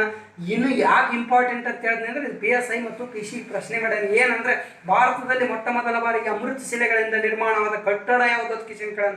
ಅದು ಸಂಪೂರ್ಣ ಅಮೃತ ಶಿಲೆಗಳಿಂದ ನಿರ್ಮಾಣ ಆಗಿದ್ದು ಹುಮಾಯೂನನ ಗೋರಿ. ಎಲ್ಲರೂ ಏನು ಮಾಡ್ತೀರಿ ಅಂದ್ರೆ ತಾಜ್ ಮಹಲ್ ಅಮೃತ ಶಿಲೆಗಳಿಂದ ನಿರ್ಮಾಣ ಆಗ್ಯದ, ಅಮೃತ ಶಿಲೆನೇ ತಾಜ್ ಮಹಲ್ ಅನ್ಕೊಂತೀವಿ. ಆದ್ರೆ ಅದು ಮೊದಲು ನಿರ್ಮಾಣ ಆಗಿದ್ದು ಮತ್ತು ಸಂಪೂರ್ಣ ಅಮೃತ ಶಿಲೆಗಳಿಂದ ನಿರ್ಮಾಣ ಆಗಿದ್ದು ಹುಮಾಯೂನ್ ಗೋರಿ. ಹುಮಾಯೂನನ ಜೀವನ ಚರಿತ್ರೆಯಾದ ಹುಮಾಯೂನ್ ನಾಮ ಇದು ಬಹಳ ಇಂಪಾರ್ಟೆಂಟ್ PSI ಕ್ವಶನ್ ಆಗ್ಯದ. ಹುಮಾಯೂನ್ ನಾಮ ಎಂಬ ಗ್ರಂಥವನ್ನು ಬರೆದಿದ್ದು ಹುಮಾಯೂನ್ನ ಸೋದರಿ ಗುಲ್ಬದನ್ ಬೇಗಮ್ಮ ಅಂತಕ್ಕಂಥವಳು ರಚನೆ ಮಾಡ್ತಾರೆ. ಎಸ್, ಇದು ಹುಮಾಯೂನ್ ಆಡಳಿತ. ಇಲ್ಲಿ ಒಂಚೂರ ಶೇರ್ ಶಾ ಸೂರಿ ಬರ್ತಾನೆ ಮಧ್ಯದೊಳಗೆ. 1540ರಿಂದ 55ರವರೆಗೆ ಶೇರ್ ಶಾ ಸೂರಿ ಬಹಳ ಅದ್ಭುತವಾಗಿರ್ತಕ್ಕಂಥ ಆಡಳಿತ ಮಾಡ್ತಕ್ಕಂಥ ಶೇರ್ ಶಾ ಸೂರಿಯ ಮೂಲ ಹೆಸರು ಏನು ಅಂತ ಪ್ರಶ್ನೆ ಕೇಳೋಣ. ಶೇರ್ ಶಾ ಸೂರಿಯ ಮೂಲ ಹೆಸರು ಫರೀದ್. ಆತನಿಗೆ ಶೇರ್ ಖಾನ್ ಎಂಬ ಬಿರುದಿತ್ತು. ಬಿಹಾರದ ಅರಸ ಬಹರ್ ಖಾನ್ ಲೋಹಾನಿ ಈತ ಒಬ್ಬನೇ ಇದ್ದಾಗ ಒಂದು ಏಕಾಂಗಿಯಾಗಿದ್ದ ಸಂದರ್ಭದಲ್ಲಿ ಒಂದು ಹುಲಿಯನ್ನು ಬೇಟೆಯಾಡಿ ಕೊಂದು ಹಾಕಿದ್ದಕ್ಕಾಗಿ ಬಹರ್ ಖಾನ್ ಲೋಹಾನಿ ಈತನಿಗೆ ಶೇರ್ ಖಾನ್ ಎಂಬ ಬಿರುದು ನೀಡುತ್ತಾನ. ಆ ಶೇರ್ ಖಾನ್ ಎಂಬ ಬಿರುದಿನೊಂದಿಗೆ ಈತ ಶೇರ್ ಖಾನ್ ಹೋಗಿ ಶೇರ್ ಶಾ ಎಂಬ ಹೆಸರಿನೊಂದಿಗೆ 1540ರ ಕನೌಜ್ ಅಥವಾ ಬೆಲ್ಗ್ರಾಮ್ ಕದನದ ಮೂಲಕ ದೆಹಲಿಯನ್ನು ವಶಪಡಿಸಿಕೊಂಡು ಆಡಳಿತ ನಡೆಸ್ತಾನ. ಬಹಳ ಅದ್ಭುತವಾಗಿರ್ತಕ್ಕಂಥ ಆಡಳಿತ. ಅಕ್ಬರನ್ನ ಮುನ್ಸೂಚಕ ಅಂತ ಕರೀತಾರ. ಅಕ್ಬರ್ ಎಲ್ಲ ಶೇರ್ ಶಾ ಸೂರಿ ಆಡಳಿತ ಮಾಡಿದ್ದೆ ಅಕ್ಬರ್ ತನ್ನ ಆಡಳಿತದಲ್ಲಿ ಅಳವಡಿಸಿಕೊಂಡು ಅಕ್ಬರ್ ಒಬ್ಬ ಪ್ರಸಿದ್ಧ ಅರಸನಾಗ್ತಾನ. ಅಕ್ಬರ್ನ ಮುನ್ಸೂಚಕ ಅಂತ ಕರೆಸ್ಕೊಂಡಂತ ಶೇರ್ ಶಾ ಸೂರಿಯ ವಿಶೇಷತೆ ಏನಪ್ಪಾ ಅಂತ ಇವನನ್ನು ಭಾರತ ಇತಿಹಾಸದಲ್ಲಿ ರಸ್ತೆಗಳ ನಿರ್ಮಾಪಕ ಅಂತೇಳಿ ಕರೀತಾರ. ಪ್ರಮುಖವಾಗಿ 4 ರಸ್ತೆಗಳು ನಿರ್ಮಾಣ ಮಾಡ್ತಾನ. ಅವುಗಳಲ್ಲಿ ಅತ್ಯಂತ ಪ್ರಮುಖವಾಗಿರ್ತಕ್ಕಂಥ ರಸ್ತೆ ಗ್ರ್ಯಾಂಡ್ ಟ್ರಂಕ್ ರಸ್ತೆ ಅಂತ ಕರೀತಾರೆ. ಕರೀತಾರೆ. ಗ್ರ್ಯಾಂಡ್ ಟ್ರಂಕ್ ರಸ್ತೆಯ ನಿರ್ಮಾಪಕ ಯಾರು ಅಂದ್ರೆ ಶೇರ್ ಶಾ ಸೂರಿ ಅಂತಕ್ಕಂಥವನು. ಅಷ್ಟೇ ಅಲ್ಲದೆ ಈತ ತನ್ನ ಕಾಲದಲ್ಲಿ ದಾಮ್ ಎಂಬ ಒಂದು ಬೆಳ್ಳಿಯ ನಾಣ್ಯ ಚಲಾವಣೆಗೆ ತಂದಿರ್ತಾನೆ. ಆ ದಾಮ್ ಎಂಬ ಪ್ರಮುಖ ಬೆಳ್ಳಿಯ ನಾಣ್ಯ ಏನಾಗ್ತದೆ ಅಂದ್ರೆ 1835 ಅಂದ್ರೆ ಭಾರತದಲ್ಲಿ ಬ್ರಿಟಿಷರ ಆಳ್ವಿಕೆ ಇದ್ದ ಸಂದರ್ಭದಲ್ಲಿ ಅದೇ ನಾಣ್ಯ ಜಾರಿಯಲ್ಲಿ ಇರ್ತದ. ಅದೇ ನಾಣ್ಯ, ಅದೇ ಮಾದರಿಯ ನಾಣ್ಯಗಳು ಬ್ರಿಟಿಷರು ಮುದ್ರಿಸ್ತಾರ. ಅದೇ ಮಾದರಿಯ ನಾಣ್ಯ ಇವತ್ತು ಕೂಡ ಚಲಾವಣೆಯಲ್ಲಿ ಅದ ಅನ್ನೋ ಕಾರಣಕ್ಕಾಗಿ ಶೇರ್ ಶಾ ಸೂರಿಯನ್ನು ಎಡ್ವರ್ಡ್ ಥಾಮಸ್ನ ಏನ್ ಮಾಡ್ತಾನೆ ಅಂದ್ರೆ ಶೇರ್ ಶಾ ಸೂರಿಯನ್ನು ಭಾರತದ ರೂಪಾಯಿಗಳ ಜನಕ ಅಂತ ಕೂಡ ಏನ್ ಮಾಡ್ತಾನೆ ಅಂದ್ರೆ ಕರೀತಾರ. ಈ ಶೇರ್ ಶಾ ಸೂರಿ ಇನ್ನೊಂದು ವಿಶೇಷತೆ ಏನಪ್ಪಾ ಅಂದ್ರೆ ಶೇರ್ ಶಾ ಸೂರಿ ಸಿಡಿಮದ್ದಿನ ಸ್ಫೋಟದಲ್ಲಿ ತಾನೇ ನಿರ್ಮಿಸಿದ ಸಿಡಿಮದ್ದಿನ ಸ್ಫೋಟಕ್ಕೆ ಬಲಿಯಾಗಿರ್ತಕ್ಕಂಥ ಒಬ್ಬ ಅರಸ ಯಾರು ಅಂದ್ರೆ ಶೇರ್ ಶಾ ಸೂರಿ. ಈತನ ಸಮಾಧಿ ಸ್ಥಳ ಎಲ್ಲಿದೆ ಬಿಹಾರದ ಸಸಾರಾಮ್ ಅಂತಕ್ಕಂಥ ಸ್ಥಳದಲ್ಲಿ ಶೇರ್ ಶಾ ಸೂರಿಯ ಸಮಾಧಿ ಸ್ಥಳ ಕಂಡು ಬರ್ತಾ. ಸೂರ್ ಸಂತತಿಯ ಕೊನೆಯ ಅರಸ ಯಾರಂದ್ರೆ ಮೊಹಮ್ಮದ್ ಆದಿಲ್ ಶಾ. 2014 KS ಕ್ವಶನ್ ಇದು. ಶೇರ್ ಶಾ ಸೂರ್ ಸಂತತಿಯ ಕೊನೆಯ ಅರಸ ಮೊಹಮ್ಮದ್ ಆದಿಲ್ ಶಾ. ಅವನ ಕಾಲದೊಳಗೆ ಏನಾಗ್ತದಪ್ಪ ಅಂತಂದ್ರೆ ಆ ಮೊಹಮ್ಮದ್ ಆದಿಲ್ ಶಾನನ್ನು, ನೀವು ಬಿಜಾಪುರದ ಬಂದಿರಿ ಮತ್ತು ಮೊಹಮ್ಮದ್ ಇವರು ಆದಿಲ್ ಶಾಹಿಗಳು, ಅದು ಶಾ. ಇಲ್ಲಿ ಮೊಹಮ್ಮದ್ ಆದಿಲ್ ಶಾನನ್ನು ಕೊಲೆ ಮಾಡಿ ಅವನ ಹಿಂದೂ ಮಂತ್ರಿ ಹೇಮಚಂದ್ರ ವಿಕ್ರಮಾದಿತ್ಯ ಅಂತಕ್ಕಂಥವನು ದೆಹಲಿ ವಶಪಡಿಸಿಕೊಂಡು ಅಲ್ಲಿ ಆಡಳಿತ ಮಾಡ್ತಾನೆ. ಆ ಹೇಮಚಂದ್ರ ವಿಕ್ರಮಾದಿತ್ಯನನ್ನು ಮಧ್ಯಕಾಲೀನ ಇತಿಹಾಸದಲ್ಲಿ ದೆಹಲಿಯ ಸಿಂಹಾಸನ ಏರಿದ ಏಕೈಕ ಹಿಂದೂ ಅಂತೇಳಿ ಕರೀತಾರೆ. ಯಾರು ಅಂದ್ರೆ ಹೇಮು ಅಂತಕ್ಕಂಥ ಅರಸ. ಇಲ್ಲಿ ಮತ್ತೆ ಹುಮಾಯೂನ್ ಆಡಳಿತ ಬರ್ತಾನಲ್ಲ, ಹುಮಾಯೂನ್ ನಂತರ ಆತನ ಮಗ ಬರ್ತಾನ ಅಕ್ಬರ. ಮಧ್ಯಕಾಲೀನ ಇತಿಹಾಸದಲ್ಲಿಯೇ ಭಾರತದ ರಾಷ್ಟ್ರೀಯ ದೊರೆ, ಮೊಘಲ ಸಾಮ್ರಾಜ್ಯದ ಅತ್ಯಂತ ಪ್ರಸಿದ್ಧ ಅರಸ. ಈತನ ಮೂಲ ಹೆಸರು ಜಲಾಲುದ್ದೀನ್ ಮಹಮ್ಮದ್ ಅಂತಕ್ಕಂಥದ್ದು. ಈತ ಮೊಘಲ ಸಾಮ್ರಾಜ್ಯದ ಅತ್ಯಂತ ಪ್ರಸಿದ್ಧ ಅರಸ. ಹುಮಾಯೂನನ ಮಗನಾಗಿ ಆಡಳಿತ ಮಾಡಿದ. ಈತನು 1556ರಲ್ಲಿ ಅಧಿಕಾರಕ್ಕೆ ಬರ್ತಾನ. 1556ರಲ್ಲಿ ದೆಹಲಿಯನ್ನು ಆಳುತ್ತಿದ್ದ ಹೇಮುನನ್ನು 2ನೇ ಪಾಣಿಪತ್ ಕದನದಲ್ಲಿ ಸೋಲಿಸಿ ಅಧಿಕಾರಕ್ಕೆ ಬರ್ತಾನ. ಮುಂದೆ ಇವನು ಸುಮಾರು 17 ದಂಡಯಾತ್ರೆಗಳನ್ನು ಕೈಗೊಳ್ತಾನ. ಅವುಗಳಲ್ಲಿ ಪ್ರಸಿದ್ಧವಾಗಿರ್ತಕ್ಕಂಥ ದಂಡಯಾತ್ರೆ, ಅಕ್ಬರ್ನ ಪ್ರಸಿದ್ಧವಾಗಿರ್ತಕ್ಕಂಥ ದಂಡಯಾತ್ರೆಗಳಲ್ಲಿ ಒಂದು ಗುಜರಾತಿನ ದಂಡಯಾತ್ರೆ ಬರ್ತದೆ. 1572 ಇಂಪಾರ್ಟೆಂಟ್ ದಂಡಯಾತ್ರೆ. 1578ರ ಗುಜರಾತಿನ ದಂಡಯಾತ್ರೆಯ ವಿಜಯದ ಸವಿ ನೆನಪಿಗಾಗಿಯೇ ಅಕ್ಬರ ಫತೇಪುರ್ ಸಿಕ್ರಿಯಲ್ಲಿ ಬುಲಂದಾ ದರ್ವಾಜ್ ಎಂಬ ಕಟ್ಟಡ ನಿರ್ಮಿಸಿ ಆ ಕಟ್ಟಡದ ಮೇಲೆ ಜಗತ್ತು ಒಂದು ಸೇತುವೆ, ಅದನ್ನು ಮೊದಲು ನೀನು ದಾಟು ಅಂತಕ್ಕಂಥ ಏನಪ್ಪಾ ಅಂತಂದ್ರೆ ನೀನು ದಾಟು ಅಂತೇಳಿ ಪರ್ಷಿಯನ್ ಭಾಷೆಯಲ್ಲಿ ಏನ್ ಮಾಡ್ತಾನ ಅಂದ್ರೆ ಕೆತ್ತನೆ ಮಾಡ್ತಾನ. ಅಷ್ಟೇ ಅಲ್ಲದೆ ಈ ಅಕ್ಬರ್ನೊಂದಿಗೆ ಹೋರಾಟ ಮಾಡಿದ ದಕ್ಷಿಣ ಭಾರತದ ಮಹಿಳೆ ಯಾರು ಅಂದ್ರ ಅದು ಅಹ್ಮದ್ ನಗರದ ರಾಜಕುಮಾರಿ ಚಾಂದ್ ಬೀಬಿ. ಬಿಜಾಪುರದ ಶಶಿ ಮಲ್ಕ್ ಮೈದಾನ್ ತೋಪನ್ನು ಬಿಜಾಪುರಕ್ಕೆ ಏನು ಮಾಡಿದ್ದು ಅಂದ್ರೆ ಉಡುಗೊರೆ ರೂಪದಲ್ಲಿ ತಂದಂತಹ ಚಾಂದ್ ಬೀಬಿ. ಅಂದ್ರೆ ಬಿಜಾಪುರಕ್ಕೆ ಯಾಕೆ ತಂದು ಕ್ವಶನ್ ಕೇಳಿದ್ರೆ ಆಕೆ ಬಿಜಾಪುರದ ಸಿಕಂದರ್ ಆದಿಲ್ ಶಾಹಿಯನ್ನು ಏನು ಮಾಡಿದ್ಲು ಅಂದ್ರೆ ಎರಡನೇ ಆದಿಲ್ ಶಾಹಿಯನ್ನು ಮದುವೆಯಾಗಿದ್ಲು. ಅದು ವರದಕ್ಷಿಣೆ ರೂಪದಲ್ಲಿ ತಂದಿದ್ಲು. ಅದನ್ನೇ ಬಳಸ್ಕೊಂಡು ವಿಜಯನಗರ ಸಾಮ್ರಾಜ್ಯ, ಭವ್ಯವಾಗಿರ್ತಕ್ಕಂಥ ವಿಜಯನಗರ ಸಾಮ್ರಾಜ್ಯ ರಕ್ಕಸ್ತಂಗಡಿ ಕಾಳಗದಲ್ಲಿ ಏನಾಗ್ತದಲ್ಲ ಸಂಹಾರ ಆಗಿ ಹೋಗ್ತದ. ಆ ತೋಪು ಬಳಸಿನೇ ಏನ್ ಮಾಡ್ತಾರಪ್ಪ ಅಂದ್ರೆ ಯುದ್ಧ ಮಾಡಿರ್ತಾರಲ್ಲ, ಅದೇ ಅಹಮದ್ ನಗರದ ಚಾಂದ್ ಬೀಬಿ ಅಕ್ಬರ್ನೊಂದಿಗೆ ಹೋರಾಟ ಮಾಡಿ ಸೋತ್ ಹೋಗಿರ್ತಾಳ. ಇನ್ನು ಸಾಕಷ್ಟು ಅಕ್ಬರ್ನ ದಂಡಯಾತ್ರೆಗಳು ಬರ್ತಾವ. ಇಲ್ಲಿ ಅಕ್ಬರ್ನ ಪತ್ನಿ, ಹಿಂದೂ ಮೊದಲ ಪತ್ನಿ ಯಾರಪ್ಪ ಅಂತಂದ್ರೆ ರಾಜಪುತ್ರ ರಾಣಿ ಜೋಧಾ ಅಕ್ಬರ್ ಅಂತೇಳಿ ಕರಿತೀವಲ್ಲ. ಇನ್ನೊಂದು ಅಕ್ಬರ್ನ ಕಾಲದಲ್ಲಿ ಇನ್ನೊಂದು ಇಂಪಾರ್ಟೆಂಟ್ ಕದನ ಯಾವ್ದು ನಡೀತಾ ಅಂದ್ರೆ 1576ರಲ್ಲಿ ಹಲ್ದಿಘಾಟ್ ಕದನ ನಡೀತದ. ರಾಣಾ ಪ್ರತಾಪ್ ಸಿಂಗನಿಗೂ ಮತ್ತು ಅಕ್ಬರ್ನ ಮಧ್ಯೆ ನಡೀತಾ. ಒಂದ್ ವೇಳೆ ಅಕ್ಬರ್ ರಾಣಾ ಪ್ರತಾಪ್ ಇಲ್ಲಂದ್ರೆ ಅಕ್ಬರ್ನ ದಂಡನಾಯಕ ಮಾನ್ ಸಿಂಗ ಮತ್ತು ರಾಣಾ ಪ್ರತಾಪ್ ಸಿಂಹನ ಮಧ್ಯೆ ಆ ಕದನ ನಡೀತದ. ಇನ್ನು ಅಕ್ಬರ್ ಹಿಂದೂಗಳ ಮೇಲೆ ಹೇರಿದ ಜಿಜಿಯಾ ಎಂಬ ಕಂದಾಯ ಪದ್ಧತಿಯನ್ನು ಏನ್ ಮಾಡ್ತಾನೆ ಅಂದ್ರೆ ರದ್ದು ಮಾಡ್ತಾನ. ಗುಲಾಮಗಿರಿ ಪದ್ಧತಿ ರದ್ದು ಮಾಡ್ತಾನ. ಅಕ್ಬರ್ ಏನಪ್ಪಾ ಅಂದ್ರ ತಮ್ಮ ಮನೆಯ ಆರಾಧ್ಯ ದೈವ ಆಗಿರ್ತಕ್ಕಂಥ ಸೂಫಿ ಸಂತ ಸಲೀಂ ಚಿಸ್ತಿಯ ನೆನಪಿಗಾಗಿ ಫತೇಪುರ್ ಸಿಕ್ರಿ ಎಂಬ ನಗರ ನಿರ್ಮಿಸ್ತಾನ. ಅಲ್ಲೇ ಬುಲಂದಾ ದರ್ವಾಜ್ ಕಟ್ಟಡ ನಿರ್ಮಿಸಿರ್ತಾನ. ಇಬಾದತ್ ಖಾನಾ ಎಂಬ ಕಟ್ಟಡ ನಿರ್ಮಿಸಿರ್ತಾನ. ಅಷ್ಟೇ ಅಲ್ಲದೆ ಏನಪ್ಪಾ ಅಂತಂದ್ರೆ ಈತ ತನ್ನ ಆಡಳಿತದಲ್ಲಿ ಅಲ್ಲಿಯೇ ಇಬಾದತ್ ಖಾನಾ, ಬುಲಂದ ದರ್ವಾಜ್, ಪಂಚ್ ಮಹಲ್, ಜೋಧಾಬಾಯಿಯರ ಮನೆ, ಜಹಾಂಗೀರ್ ಮಹಲ್, ಬೀರ್ಬಲ್ ಹೌಸ್ ಈ ಎಲ್ಲ ಕಟ್ಟಡಗಳು ಅದೇ ನಗರದಲ್ಲಿ ನಿರ್ಮಿಸಿರ್ತಾನೆ. ಹೀಗಾಗಿ ಅದನ್ನು ಅಕ್ಬರ್ನ ಕನಸಿನ ನಗರ ಅಂತೇಳಿ ವಿ ಎಸ್ ಸ್ಮಿತ್ ವರ್ಣನೆ ಮಾಡ್ತಾನೆ. ಈ ಅಕ್ಬರ್ನ ವಿಶೇಷತೆ ಇನ್ನೂ ಸಾಕಷ್ಟು ವಿಶೇಷತೆ. ಅಕ್ಬರ್ ತನ್ನ ಕಾಲದಲ್ಲಿ 1582ರಲ್ಲಿ ತನ್ನದೇ ಆದ ಹೊಸ ಧರ್ಮ ದೀನ್ ಇಲಾಯಿ ಅಂತಕ್ಕಂಥ ಹೊಸ ಧರ್ಮ ಸ್ಥಾಪನೆ ಮಾಡ್ತಾನೆ. ದೀನ್ ಇಲಾಯಿ ಧರ್ಮಕ್ಕೆ ಸೇರಿದ ಏಕೈಕ ಹಿಂದೂ ಯಾರಂದ್ರೆ ಬೀರ್ಬಲ್. ಇನ್ನು ಅಕ್ಬರ್ನ ಆಸ್ಥಾನದಲ್ಲಿದ್ದಂಥ ಪ್ರಸಿದ್ಧ ಬ್ಯಾಂಕರ್ ಯಾರಪ್ಪ ಅಂತಂದ್ರೆ ಅದು ಯಾರಂದ್ರೆ ಅಕ್ಬರ್ನ ಆಸ್ಥಾನದಲ್ಲಿರ್ತಕ್ಕಂಥ ಪ್ರಸಿದ್ಧ ಬ್ಯಾಂಕರ್ ಅಥವಾ ಏನಂತ ಕರೀತಾರಪ್ಪ ಅಂತಂದ್ರೆ ಆರ್ಥಿಕ ಮಂತ್ರಿ ಯಾರಪ್ಪ ಅಂತಂದ್ರೆ ನಿಮ್ಗೆ ಗೊತ್ತಿರ್ತಕ್ಕಂಥ ಯಾರು ಅಂದ್ರೆ ಅಕ್ಬರ್ನ ಆಸ್ಥಾನದಲ್ಲಿದ್ದಂಥ ಪ್ರಸಿದ್ಧ ಆರ್ಥಿಕ ಮಂತ್ರಿ ಯಾರಪ್ಪ ಅಂದ್ರೆ ರಾಜ ತೋದರಮಲ್ಲ. ಈತ ಅಕ್ಬರ್ನ ಆಸ್ಥಾನದಲ್ಲಿ ಇರ್ತಕ್ಕಂಥ ಒಬ್ಬ ಪ್ರಸಿದ್ಧ ಆರ್ಥಿಕ ಮಂತ್ರಿ. ಅಕ್ಬರ್ನ ಆಸ್ಥಾನದಲ್ಲಿ ಬೀರ್ಬಲ್ ಅಂತಕ್ಕಂಥ ಪ್ರಸಿದ್ಧ ಮಂತ್ರಿ ಕೂಡ ಇದ್ದ. ಇನ್ನು ಅಕ್ಬರನ ಬಗ್ಗೆ ಇನ್ನೂ ಇಂಪಾರ್ಟೆಂಟ್ ಅಂದ್ರೆ ಅಕ್ಬರ್ ಒಬ್ಬ ಅನಕ್ಷರಸ್ಥ ದೊರೆಯಾಗಿದ್ದ. ಅಕ್ಬರ್ ಅನಕ್ಷರಸ್ಥ ದೊರೆ. ಇದು PDO PSI ಸಾಕಷ್ಟು ಬಾರಿ ಏನಾಗ್ಯಾವಪ್ಪ ಅಂದ್ರೆ ಪ್ರಶ್ನೆಗಳಾಗ್ಯಾವ. ಇನ್ನು ಅಕ್ಬರ್ನ ಗುರು ಯಾರಪ್ಪ ಅಂತಾರೆ? ಅಕ್ಬರ್ನ ಗುರು ಅಬುಲ್ ಫಜಾಲ. ಅಕ್ಬರ್ನ ಆಧ್ಯಾತ್ಮಿಕ ಗುರು ಅಬುಲ್ ಫಜಾಲ ಅಂತಕ್ಕಂಥವನು. ಅಕ್ಬರ್ನ ಗುರು ಯಾರಂದ್ರೆ ಅಬ್ದುಲ್ ಲತೀಫ. ಅಕ್ಬರ್ನ ಆಧ್ಯಾತ್ಮಿಕ ಗುರು ಯಾರಂದ್ರೆ ಅಬುಲ್ ಫಜಾಲ ಅಂತಕ್ಕಂಥವ್ರು. ಅಬುಲ್ ಫಜಾಲ್ನೇ ಅಕ್ಬರ್ನ ಜೀವನ ಚರಿತ್ರೆಯಾದ ಐನ್-ಇ ಅಕ್ಬರಿ ಅಥವಾ ಅಕ್ಬರ್ ನಾಮ ಅಂತಕ್ಕಂಥ ಗ್ರಂಥವನ್ನು ರಚನೆ ಮಾಡ್ತಾನೆ. ಇನ್ನು ಅಕ್ಬರ್ನ ಆಸ್ಥಾನದಲ್ಲಿದ್ದಂಥ ಪ್ರಸಿದ್ಧ ಹಿಂದೂಸ್ತಾನಿ ಸಂಗೀತಗಾರ ಅಂದ್ರೆ ತಾನ್ಸೇನ ಅಂತಕ್ಕಂಥವನು ಅಕ್ಬರ್ನ ಆಸ್ಥಾನದಲ್ಲಿರ್ತಕ್ಕಂಥ ಪ್ರಸಿದ್ಧ ಹಿಂದೂಸ್ತಾನಿ ಸಂಗೀತಗಾರ. ಇನ್ನು ಅಕ್ಬರ್ ತನ್ನ ಆಡಳಿತದಲ್ಲಿ ಮನ್ಸಬ್ದಾರಿ ಪದ್ಧತಿ ಜಾರಿಗೆ ತಂದಿದ್ದ. ಆ ಮನ್ಸಬ್ದಾರಿ ಪದದ ಅರ್ಥ ಏನು ಅಂತ ಕೇಳೋಣ. ಸೈನಿಕ ಶ್ರೇಣಿಯ ಆಡಳಿತ ವ್ಯವಸ್ಥೆ ಅಥವಾ ಪದವಿಯ ಒಂದು ಶ್ರೇಣಿ ಅಂತ ಕರಿತೀವಿ ನಾವು, ಗ್ರೇಡ್ಗಳು ಅಂತ ಕರಿತೀವಲ್ಲ. ಈಗ DG IG IDGP ಹೆಂಗೇನು ಕೆಳಗಡೆ ಬರ್ತಿರ್ತಾವಲ್ಲ ಹಂತವಾಗಿ, ಹಾಗೆ ಸೈನಿಕ ಶ್ರೇಣಿಯ ಆಡಳಿತ ವ್ಯವಸ್ಥೆ ಏನು ಮಾಡಿದ್ದ ಅಂದ್ರೆ ಜಾರಿಗೆ ತಂದಿದ್ದ. ಇನ್ನು ಅಕ್ಬರ್ ತನ್ನ ಆಡಳಿತದಲ್ಲಿ ಪಾರಿವಾಳಗಳ ಸ್ಪರ್ಧೆ ಏರ್ಪಡಿಸ್ತಿದ್ದ. ಆ ಪಾರಿವಾಳಗಳ ಸ್ಪರ್ಧೆಯಲ್ಲಿ ಇಸ್ಕ್ ಬಾಜಿ ಅಂತಕ್ಕಂಥ ಹೆಸರಿನಿಂದ ಕರಿತಿದ್ರು. ಇಸ್ಕ್ ಬಾಜಿ ಅಂತಕ್ಕಂಥ ಹೆಸರಿನಿಂದ ಕರಿತಿದ್ರು. ಅಷ್ಟೇ ಅಲ್ಲದೆ ಅಕ್ಬರ್ ಏನಪ್ಪಾ ಅಂದ್ರೆ ಸಿಖ್ಖರ 4ನೇ ಗುರು ರಾಮದಾಸರಿಗೆ ಅಮೃತ್ಸರದಲ್ಲಿ ಗೋಲ್ಡನ್ ಟೆಂಪಲ್ ಅಂದ್ರೆ ಅಮೃತ್ಸರದಲ್ಲಿ ಸ್ವರ್ಣ ಮಂದಿರ ನಿರ್ಮಿಸಲು ನಿವೇಶನ ನೀಡಿದ್ದೆ ಯಾರಂದ್ರೆ ಅಕ್ಬರ. ಅಷ್ಟೇ ಅಲ್ಲದೆ ಈ ಅಕ್ಬರ್ನನ್ನು ರಾಷ್ಟ್ರೀಯ ದೊರೆ ಅಂತ ಕರೆದವ್ರು ಯಾರು ಅಂದ್ರೆ ಜವಾಹರ್ಲಾಲ್ ನೆಹರು ಅಂತಕ್ಕಂಥವ್ರು ಅಕ್ಬರ್ನನ್ನು ಒಬ್ಬ ರಾಷ್ಟ್ರೀಯ ದೊರೆ ಅಂತೇಳಿ ಕರೀತಾರ. ಯಾರನ್ನು ಅಂದ್ರೆ ಅಕ್ಬರ್ನನ್ನು. ಈ ಅಕ್ಬರ್ ಏನಪ್ಪಾ ಅಂದ್ರೆ 1605 ಮರಣ ಅಂತಾನ. ಲಾಸ್ಟ್ ಟೈಮ್ PC-ಗೂ ಕೂಡ ಪ್ರಶ್ನೆ ಮಾಡೋಣ.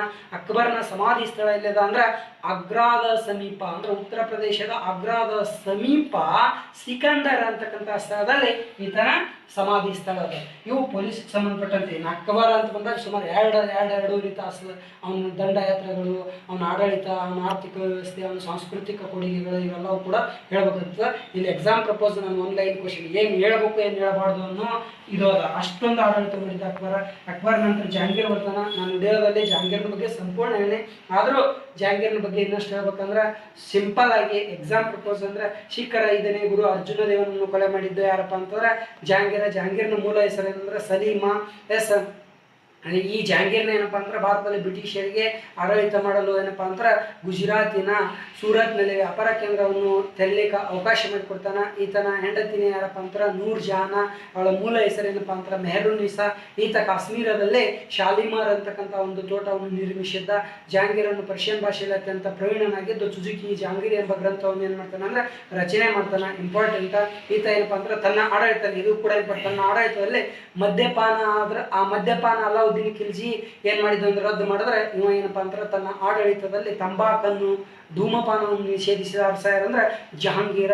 ಈ ಜಹಾಂಗೀರ 1627ರಲ್ಲಿ ಏನಾಗ್ತಾನಪ್ಪ ಅಂದ್ರೆ ಮರಣ ಅಂತಾನೆ. ಈತನ ಸಮಾಧಿ ಸ್ಥಳ ಇಲ್ಲಂದ್ರೆ ಲಾಹೋರಿನೊಳಗದ. ಜಹಾಂಗೀರಂದು ಲಾಹೋರಿನಲ್ಲಿ ಈತನ ಸಮಾಧಿ ಸ್ಥಳ ಅದ. ಜಹಾಂಗೀರ್ ನಂತರ ಬರ್ತಕ್ಕಂಥ ಇಂಪಾರ್ಟೆಂಟ್ ಇರ್ತೀನಿ ಶಹಜಹಾನ್ ಅಂತೇಳಿ ಬಂದಾಗ ಶಹಜಹಾನನ ಕಾಲವನ್ನು ಮಧ್ಯಕಾಲೀನ ಇತಿಹಾಸದಲ್ಲಿ ವರ್ಣಚಿತ್ರಕಲೆಯ ಸುವರ್ಣ ಯುಗ ಅಂತ ಕರೀತಾರ. ಎಸ್. ಈ ಶಹಜಹಾನನ ಮೂಲ ಹೆಸರು ಏನಪ್ಪಾ ಅಂದ್ರೆ ಖುರ್ರಮ್ಮ ಅಂತೇಳಿ ಬರ್ತದೆ ಈತನ ಮೂಲ ಹೆಸರು. ಎಸ್. ಈ ಶಹಜಹಾನ್ನ ಪ್ರೀತಿಯ ಪತ್ನಿನೇ ಮಮತಾಜ್ ಮಹಲ್ ಪದದ ಅರ್ಥ ಅರಮನೆ, ಅಲಂಕಾರ ಅಂದ್ರೆ ಪ್ರೀತಿಯಿಂದ ಕರೀತಿದ್ದ. ಅವಳ ಮೂಲ ಹೆಸರು ಅರ್ಜುಮಂದ್ ಬಾನು ಬೇಗಮ್ಮ ಅಂತಕ್ಕಂಥದ್ದು. ಎಸ್. ಅವಳು 1631ರಲ್ಲಿ ಮರಣ ಅಂತಳ. ಅವಳ ಮರಣದ ನಂತರನೇ ಈತ ದೆಹಲಿಯಲ್ಲಿ ಕೆಂಪು ಕೋಟೆ, ಇಂಪಾರ್ಟೆಂಟ್, ದೆಹಲಿಯ ಕೆಂಪು ಕೋಟೆ ನಿರ್ಮಿಸಿದ್ದು ಶಹಜಹಾನ. ದೆಹಲಿಯಲ್ಲಿ ಕೆಂಪು ಕೋಟೆ. ಆಮೇಲೆ ಏನಪ್ಪಾ ಅಂದ್ರೆ ಭಾರತದಲ್ಲಿ ಅತಿ ದೊಡ್ಡದಾದ ಮಸೀದಿ ಜುಮ್ಮಾ ಅಥವಾ ಜಾಮಿಯಾ ಮಸೀದಿ. ದೆಹಲಿಯಲ್ಲಿ ದಿವಾನಿ ಆಮ್ ಎಂಬ ಕಟ್ಟಡಗಳು ಇವೆಲ್ಲವೂ ಕೂಡ ಇವ ನಿರ್ಮಿಸಿದ. ಅಷ್ಟೇ ಅಲ್ಲದೆ 1632 ಏನಪ್ಪಾ ಅಂತಾರೆ 1632ರಿಂದ 1654ರವರೆಗೆ ಸುಮಾರು 22 ವರ್ಷಗಳ ಕಾಲ 20,000 ಕಾರ್ಮಿಕರಿಂದ ಯಮುನಾ ನದಿಯ ದಂಡೆಯ ಮೇಲಿನ ಆಗ್ರಾ ಎಂಬ ನಗರದಲ್ಲಿ ಶಿಲೆಯಲ್ಲಿನ ಭಾವಗೀತೆ ಎಂದು ವರ್ಣಿಸಲ್ಪಡುವ ವಿಶ್ವವಿಖ್ಯಾತ ತಾಜ್ ಮಹಲ್ ಎಂಬ ಕಟ್ಟಡವನ್ನು ಅಮೃತ ಶಿಲೆಗಳಿಂದ 22 ವರ್ಷಗಳ ಕಾಲ 20,000 ಕಾರ್ಮಿಕರಿಂದ ನಿರ್ಮಿಸುತ್ತಾನ. ಎಸ್. ತನ್ನ ಪ್ರೀತಿಯ ಪತ್ನಿಯ ನೆನಪಿಗಾಗಿ ಪ್ರೀತಿಯ ಸಂಕೇತವಾಗಿ ನಿರ್ಮಿಸಿರ್ತಕ್ಕಂಥ ಕಟ್ಟಡ. ಆ ತಾಜ್ ಮಹಲ್ ಕಟ್ಟಡದ ವಾಸ್ತುಶಿಲ್ಪಿ ವಿನ್ಯಾಸಕಾರ ಯಾರಂದ್ರೆ ಉಸ್ತಾದ್ ಇಸಾ ಅಥವಾ ಉಸ್ತಾದ್ ಅಹ್ಮದ್ ಲಹೋರಿ ಅಂತ ಕರೀತಾರೆ. ಎಸ್. ಆ ತಾಜ್ ಮಹಲ್ ಕಟ್ಟಡಕ್ಕೆ ಖರ್ಚಾದ ಹಣ 3 ಕೋಟಿ ರೂಪಾಯಿ ಅಂದಿನ ಕಾಲದಲ್ಲಿ ಖರ್ಚಾಗ್ತದೆ. ತಾಜ್ ಮಹಲ್ ಕಟ್ಟಡಕ್ಕೆ ಅಮೃತ್ ಶಿಲೆಗಳ ಆಮದು ಮಾಡಿಕೊಂಡ ಸ್ಥಳ ರಾಜಸ್ಥಾನದ ಮಕ್ರಾನ ಎಂಬ ಹಳ್ಳಿ ಬರ್ತದೆ. ತಾಜ್ ಮಹಲ್ ಎಂಬ ಕಟ್ಟಡ 1983ರಲ್ಲಿ ವಿಶ್ವ ಪಾರಂಪರಿಕ ಪಟ್ಟಿಗೆ ಕೂಡ ಸೇರ್ತದ. ಇನ್ನು ಈ ಶಹಜಹಾನನ ಕೊನೆಯ ದಿನಗಳು ಚಿಂತಾಜನಕವಾಗಿರ್ತವೆ. 1658ರಲ್ಲಿ ಅಧಿಕಾರದ ಆಶೆಗಾಗಿ ಇವು ಸುಮಾರು 4 ಜನ ಮಕ್ಕಳ ಮಧ್ಯೆ ಸಿಂಹಾಸನಕ್ಕೆ ಕದನಗಳು ನಡೆದಾಗ ಈತನ ಮಗ ಔರಂಗಜೇಬ ಏನು ಮಾಡ್ತಾನಪ್ಪ ಅಂದ್ರೆ ತನ್ನ ಸಹೋದರರನ್ನು ಕೊಲೆ ಮಾಡಿ ಮುಂದೆ ತಂದೆಯಾಗಿರ್ತಕ್ಕಂಥ ಶಹಜಹಾನನನ್ನು 1658ರಲ್ಲಿ ಏನು ಮಾಡ್ತಾನಂದ್ರೆ ಬಂಧನದಲ್ಲಿಟ್ಟು ಆಲಂಗೀರ ಎಂಬ ಬಿರುದಿನೊಂದಿಗೆ ಔರಂಗಜೇಬ ಅಧಿಕಾರಕ್ಕೆ ಬರ್ತಾನ. ಇವ 1658ರಿಂದ 1666ವರೆಗೆ ಸುಮಾರು 8 ವರ್ಷಗಳ ಕಾಲ, ಕ್ವಶನ್ ನೋಡಿ, 8 ವರ್ಷಗಳ ಕಾಲ ಮಗನಿಂದ ಬಂಧನಕ್ಕೆ ಒಳಗಾಗಿ ಆಗ್ರಾದಲ್ಲಿ 1666 ಜನವರಿ 1ರಂದು ಮರಣ ಹೊಂದನ. ಕ್ವಶನ್ ಕೇಳೋಣ, ಮಗನಿಂದ ಬಂಧನಕ್ಕೆ ಒಳಗಾಗಿ ಮರಣ ಹೊಂದಿದ ಮೊಘಲರ ಅರಸಾಯರು ಅಂದ್ರೆ ಶಹಜಹಾನ. ತಂದೆಯನ್ನು ಬಂಧನದಲ್ಲಿಟ್ಟು ಅಧಿಕಾರಕ್ಕೆ ಬಂದ ಅರಸಾಯರು ಅಂದ್ರೆ ಔರಂಗಜೇಬ. ಔರಂಗಜೇಬ ಅಂತೇಳಿ ಬಂದಾಗ ಈತ ಮೊಘಲ ಸಾಮ್ರಾಜ್ಯದ ಕೊನೆಯ ಪ್ರಬಲ ಅರಸ. ಈತ ಹಿಂದೂಗಳನ್ನು ಅತಿಯಾಗಿ ವಿರೋಧಿಸುತ್ತಿದ್ದ. ಹೀಗಾಗಿ ಇವನನ್ನು ಭಾರತದಲ್ಲಿ ಮುಸ್ಲಿಂ ಸಾಮ್ರಾಜ್ಯದ ನಿಜವಾದ ಸ್ಥಾಪಕ ಎಂಬ ಹೆಸರಿನಿಂದಲೂ ಕೂಡ ಏನು ಮಾಡ್ತಾರೆ ಅಂದ್ರೆ ಕರೀತಾರ. ಈತ ಆಲಂಗೀರ ಎಂಬ ಬಿರುದಿನೊಂದಿಗೆ ಅಧಿಕಾರಕ್ಕೆ ಬಂದ. ಈತನಿಗೆ ಜಿಂದಾಪೀರ್ ಎಂಬ ಬಿರುದಿತ್ತು, ಅಂದ್ರೆ ಜೀವಂತ ಸಂತ. ಈತ ಮುಸ್ಲಿಮರಿಗೆ ಹೆಚ್ಚು ಆದ್ಯತೆ ನೀಡುತ್ತಿದ್ದ.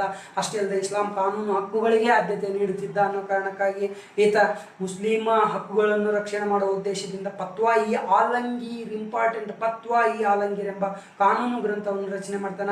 ಇವನ ಆಸ್ಥಾನದಲ್ಲಿದ್ದಂಥ ಪ್ರಸಿದ್ಧ ಇತಿಹಾಸಕಾರ ಖಾಪಿ ಖಾನ ಅಂತೇಳಿ ಬರ್ತಾನ. ಈತ ಹಿಂದೂಗಳನ್ನ ಎಷ್ಟು ವಿರೋಧಿಸ್ತಿದ್ದ ಅಂದ್ರೆ ಅತಿ ಹಿಂದೂ ದೇವಾಲಯಗಳನ್ನ ನಾಶ ಮಾಡ್ತಿದ್ದ. ಹಿಂದೂಗಳ ಆಚರಿಸುವ ಏನಪ್ಪಾ ಅಂದ್ರೆ ದೀಪಾವಳಿ, ಯುಗಾದಿ, 10 ಹಲವು ಹಬ್ಬ ಹರಿದಿನಗಳನ್ನು ಸಂಪೂರ್ಣ ನಿಷೇಧಿಸಿದ. ಅಷ್ಟೇ ಅಲ್ಲದೆ ಈತ ಏನಪ್ಪಾ ಅಂದ್ರೆ ತನ್ನ ಆಡಳಿತದಲ್ಲಿ ಸಂಗೀತವನ್ನು ನಿಷೇಧ ಮಾಡ್ತಾನ. ಅಲಾವುದ್ದೀನ್ ಖಿಲ್ಜಿ ಮದ್ಯಪಾನ, ಆಮೇಲೆ ಜಹಾಂಗೀರ ಧೂಮಪಾನ, ಸಂಗೀತವನ್ನು ನಿಷೇಧ ಮಾಡಿದವ ಯಾರಪ್ಪ ಅಂತಂದ್ರೆ ಅದು ಔರಂಗಜೇಬ ಅಂತಕ್ಕಂಥವನು. ಔರಂಗಜೇಬನ ಆಡಳಿತದಿಂದಾನೇ ಬಿಜಾಪುರದ ಆದಿಲ್ ಶಾಹಿಗಳ ಆಡಳಿತ ಕೊನೆ ಆಗ್ತದೆ. 1686ರಲ್ಲಿ ಬಿಜಾಪುರದ ಆದಿಲ್ ಶಾಹಿಗಳ ಆಡಳಿತ ಏನಾಗ್ತದೆ ಅಂದ್ರೆ ಕೊನೆಗೊಳ್ತದ. ಅಷ್ಟೇ ಅಲ್ಲದೆ ಈ ಒಂದು ಔರಂಗಜೇಬ ತನ್ನ ಪ್ರೀತಿಯ ಪತ್ನಿ ರಬಿಯಾ ದೌರಾನಿಯಳ ನೆನಪಿಗಾಗಿ ಔರಂಗಾಬಾದಿನಲ್ಲಿ ಬೀಬಿಕಾ ಮಕ್ಬರ್ ಅಂತಕ್ಕಂಥ ಒಂದು ಪ್ರಸಿದ್ಧ ಕಟ್ಟಡ ಕಟ್ಟಿಸ್ತಾನ. ಆ ಬೀಬಿಕಾ ಮಕ್ಬರ್ ಅಂತಕ್ಕಂಥ ಪ್ರಸಿದ್ಧ ಕಟ್ಟಡವನ್ನು 2ನೇ ತಾಜ್ ಮಹಲ್ ಅಥವಾ ಕಪ್ಪು ಕಲ್ಲಿನ ತಾಜ್ ಮಹಲ್ ಅಂತೇಳಿ ಕರೀತಾರ. ಈತ ಏನಪ್ಪಾ ಅಂದ್ರೆ ರಾಜಸ್ಥಾನದ ಜೈಪುರದಲ್ಲಿ, ಉದಯಪುರದಲ್ಲಿ ಅನೇಕ ಹಿಂದೂ ದೇವಾಲಯಗಳನ್ನು ನಮ್ಮನ್ನೆಲ್ಲ ಸಮ ಮಾಡಿ ಅಲ್ಲೆಲ್ಲಿ ಏನಪ್ಪಾ ಅಂದ್ರೆ ದೇವಾಲಯಗಳನ್ನು ಮಸೀದಿಗಳನ್ನು ನಿರ್ಮಾಣ ಮಾಡ್ತಾನ. ಅಷ್ಟೇ ಅಲ್ಲದೆ ಇವನನ್ನು ಎದುರಿಸಿದ ಕರ್ನಾಟಕದ ಧೀರ ಮಹಿಳೆ ಯಾರಂದ್ರೆ ಕೆಳದಿಯೇ ಚೆನ್ನಮ್ಮ. ಅಷ್ಟೇ ಅಲ್ಲದೆ ಈತ ತನ್ನ ಕೊನೆಯ ದಿನಗಳಲ್ಲಿ ನನ್ನನ್ನು ಹಾಳು ಮಾಡಿದ್ದು ದಕ್ಕನ್ನಿನ ಹುಣ್ಣು ಅಂತ ಹೇಳ್ತಾನೆ. ದಕ್ಕನ್ನಿನ ಹುಣ್ಣು ಬೇರಾರಲ್ಲ, ಮರಾಠ ಸಾಮ್ರಾಜ್ಯದ ಸ್ಥಾಪಕ ಛತ್ರಪತಿ ಶಿವಾಜಿ. ಛತ್ರಪತಿ ಶಿವಾಜಿಯ ಒಂದು ಮಹತ್ವಪೂರ್ಣ ಹೋರಾಟದಿಂದಾನೇ ಔರಂಗಜೇಬ ನೊಂದು ತನ್ನ ಕೊನೆಯ ದಿನಗಳಲ್ಲಿ ಹೇಳಿಕೆ ಕೊಟ್ಟು ಔರಂಗಜೇಬ 1707ರಲ್ಲಿ ಮರಣ ಹೊಂತಾನ. 1707ರಲ್ಲಿ ಮರಣ ಹೊಂದಿದ. ಈತನ ಸಮಾಧಿ ಸ್ಥಳ ಎಲ್ಲದಪ್ಪ ಅಂತ ಮಹಾರಾಷ್ಟ್ರದ ದೌಲತಾಬಾದಿನಲ್ಲಿ ಈತನ ಸಮಾಧಿ ಸ್ಥಳದ.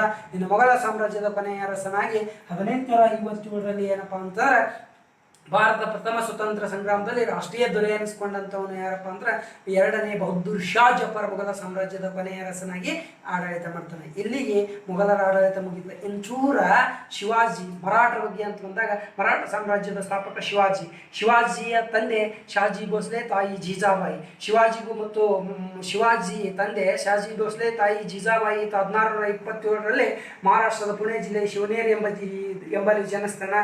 ಭಾರತದ ಇತಿಹಾಸದಲ್ಲಿ ಶಿವಾಜಿಯ ಜೀವನ ಚರಿತ್ರೆ ಇದು ಹಿಂದೂಗಳ ವೀರ ಚರಿತ್ರೆ ಅಂತಕ್ಕಂಥ ಹೇಳಿಕೆಯನ್ನು ಗ್ರ್ಯಾಂಡ್ ಅಪ್ ಅಂತಕ್ಕಂಥ ಇತಿಹಾಸಕಾರ ಕೊಡ್ತಾನ.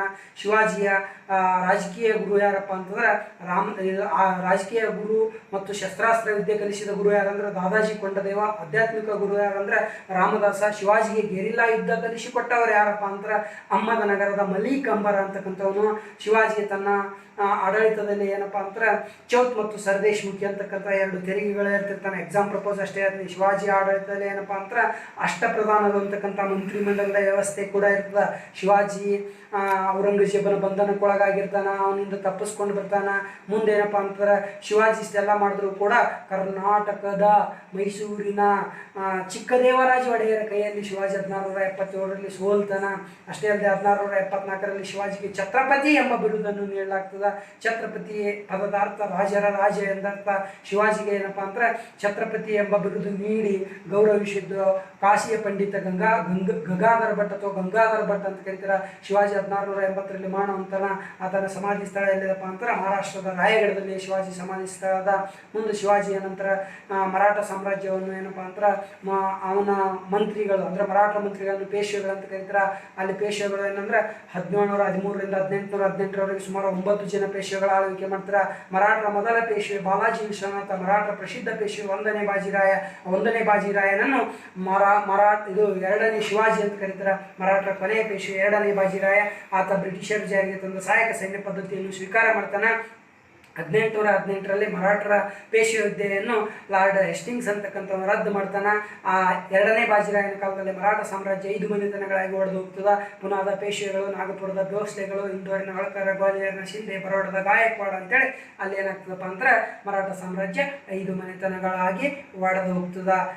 ಇಲ್ಲಿ ನಾನು ಹೇಳಿದ್ದು ಬರೀ ಒಂದು ಶಿವಾಜಿ ಬಗ್ಗೆ ಹೇಳ್ಬೇಕಂದ್ರೆ 2 ತಾಸು ಬೇಕು. ಯಾಕಂದ್ರೆ ಶಿವಾಜಿ ಬಹಳ ವೀರಾವೇಶದಿಂದ ಹೋರಾಟ ಮಾಡಿ ಮಧ್ಯಕಾಲೀನ ಇತಿಹಾಸದಲ್ಲಿ ಹಿಂದೂ ಧರ್ಮ ಅವನತಿಯತ್ತ ಸಾಗಿದಾಗ ಆಗ ಬಂದಂಥ ಈ ಮಹಾನ್ ಪುರುಷನೇ ಶಿವಾಜಿ. ಬಟ್ ಶಿವಾಜಿಯ ಬಗ್ಗೆ ಎಷ್ಟೋ ನಾನು ಬರೇ ಎಕ್ಸಾಂಪಲ್ ಹೇಳಿದ್ದು. ಇಲ್ಲಿಗೆ ಮಧ್ಯಕಾಲೀನ ಇತಿಹಾಸ ಏನಾಯ್ತಪ್ಪ ಅಂದ್ರೆ ಮುಗೀತು. ನಾನು ಬರೀ ಪಿಸಿಗಾಗಿ ನಾಳೆ ಬರ್ಬೋದು ಅಂತೇಳಿನಿ. ಬರಬಹುದು, ಬರದೇನೆ ಇರ್ಬೋದು. ಸಾಧ್ಯ ಆದರೆ ನೀವು ಬಸ್ಸಿನೊಳಗೆ ಹೋಗುವಾಗ ಈ ವಿಡಿಯೋವನ್ನು ಇಯರ್ಫೋನ್ ಹಾಕ್ಕೊಂಡು ಕೇಳ್ಕೊಂತು ಹೋಗ್ರಿ. ದಯವಿಟ್ಟು ಕೇಳ್ರಿ, ಬಂದರೂ ಬರ್ಬೋದು. ಎಕ್ಸಾಮ್ ಪ್ರಪೋಸ್ ಆಗಿ ಸಾಧ್ಯ ಆದಷ್ಟು ಎಕ್ಸಾಮ್ ಎಲ್ಲರೂ ಚೆನ್ನಾಗಿ ಬರ್ರಿ. All the best. ನಾಳೆ ಎಲ್ಲರೂ ಕೂಡ ಏನಪ್ಪ ಅಂದ್ರೆ ಪೊಲೀಸ್ ಆಗಿ ಆಗದೇ ಇದ್ದರೂ ಕೂಡ ಏನಪ್ಪ ಅಂದರೆ ಯಾವುದೇ ಚಿಂತೆ ಮಾಡೋಂಗಿಲ್ಲ. ಕಡಿಮೆ ಅಂಕ ಬಂತು ಅಂತೇಳಿ ಇಲ್ಲಿ PSI ಕಾಲ್ಫಾರ್ಮ್ ಅದಾವ, KS ಕಾಲ್ಫಾರ್ಮ್ ಅದ, ಓದಿದ್ದು ಇಂದಲ್ಲ ನಾಳೆ ಏನಪ್ಪ ಅಂದ್ರೆ ಫಲ ಕೊಡ್ತದೆ. ಅದಕ್ಕೆ ಹೇಳಿದ್ದು ದೇವನೂರು ಮಹಾದೇವಪ್ಪ, ಭೂಮಿಗೆ ಬಿದ್ದ ಬೀಜ ಎದೆಗೆ ಬಿದ್ದ ಅಕ್ಷರ ಒಂದಲ್ಲ ಒಂದು ದಿನ ಫಲ ಕೊಡ್ತದೆ. ಓದಿದ್ದು ವೇಸ್ಟ್ ಆಗಂಗಿಲ್ಲ, ಕೇಳಿದ್ದು ವೇಸ್ಟ್ ಆಗಂಗಿಲ್ಲ. ಇನ್ನೊಂದು ವಿಶೇಷತೆ ನಾ ಎಲ್ಲ ಇಟ್ಟು ಹೇಳಕತ್ತಿದ್ದೇನಪ್ಪ ಅಂದ್ರೆ ನಿಮಗೆ ಸರಿಯಾಗಿ ಅಂಡರ್ಸ್ಟ್ಯಾಂಡ್ ಆದ್ರೆ ಮಾತ್ರ ಏನಪ್ಪ ಅಂದ್ರೆ ನಮ್ಮ ವಿಡಿಯೋವನ್ನು ಸಬ್ಸ್ಕ್ರೈಬ್ ಮಾಡಿ, ಶೇರ್ ಮಾಡಿ. ನೆಕ್ಸ್ಟ್ ಏನಪ್ಪ ಅಂದ್ರೆ ಮತ್ತು ನೀವೆಲ್ಲ ಪರೀಕ್ಷೆ ಮುಗಿಸಿ ಬಂದ ನಂತರ ಯಾರ್ಯಾರು ಎಷ್ಟೆಷ್ಟು ಸ್ಕೋರ್ ಆಗ್ಯದ ಅನ್ನೋದ್ರ ಬಗ್ಗೆ ನಮಗೆ ಫೋನ್ ಹಚ್ಚಿ ಹೇಳಿ ಅಂತ. ಇಲ್ಲಿಗೆ ನಾನು ಮಧ್ಯಕಾಲೀನ ಇತಿಹಾಸ ಮುಗಿಸ್ತೀನಿ. 1 ತಾಸಿನಲ್ಲಿ ಹೇಳ್ತೀನಿ ಅಂತ ಹೇಳಿದ್ದೆ, 1 ತಾಸಿನಲ್ಲಿ ಮುಗಿಸೀನಿ ಸಾಧ್ಯ ಆದಷ್ಟು. ಓಕೆ.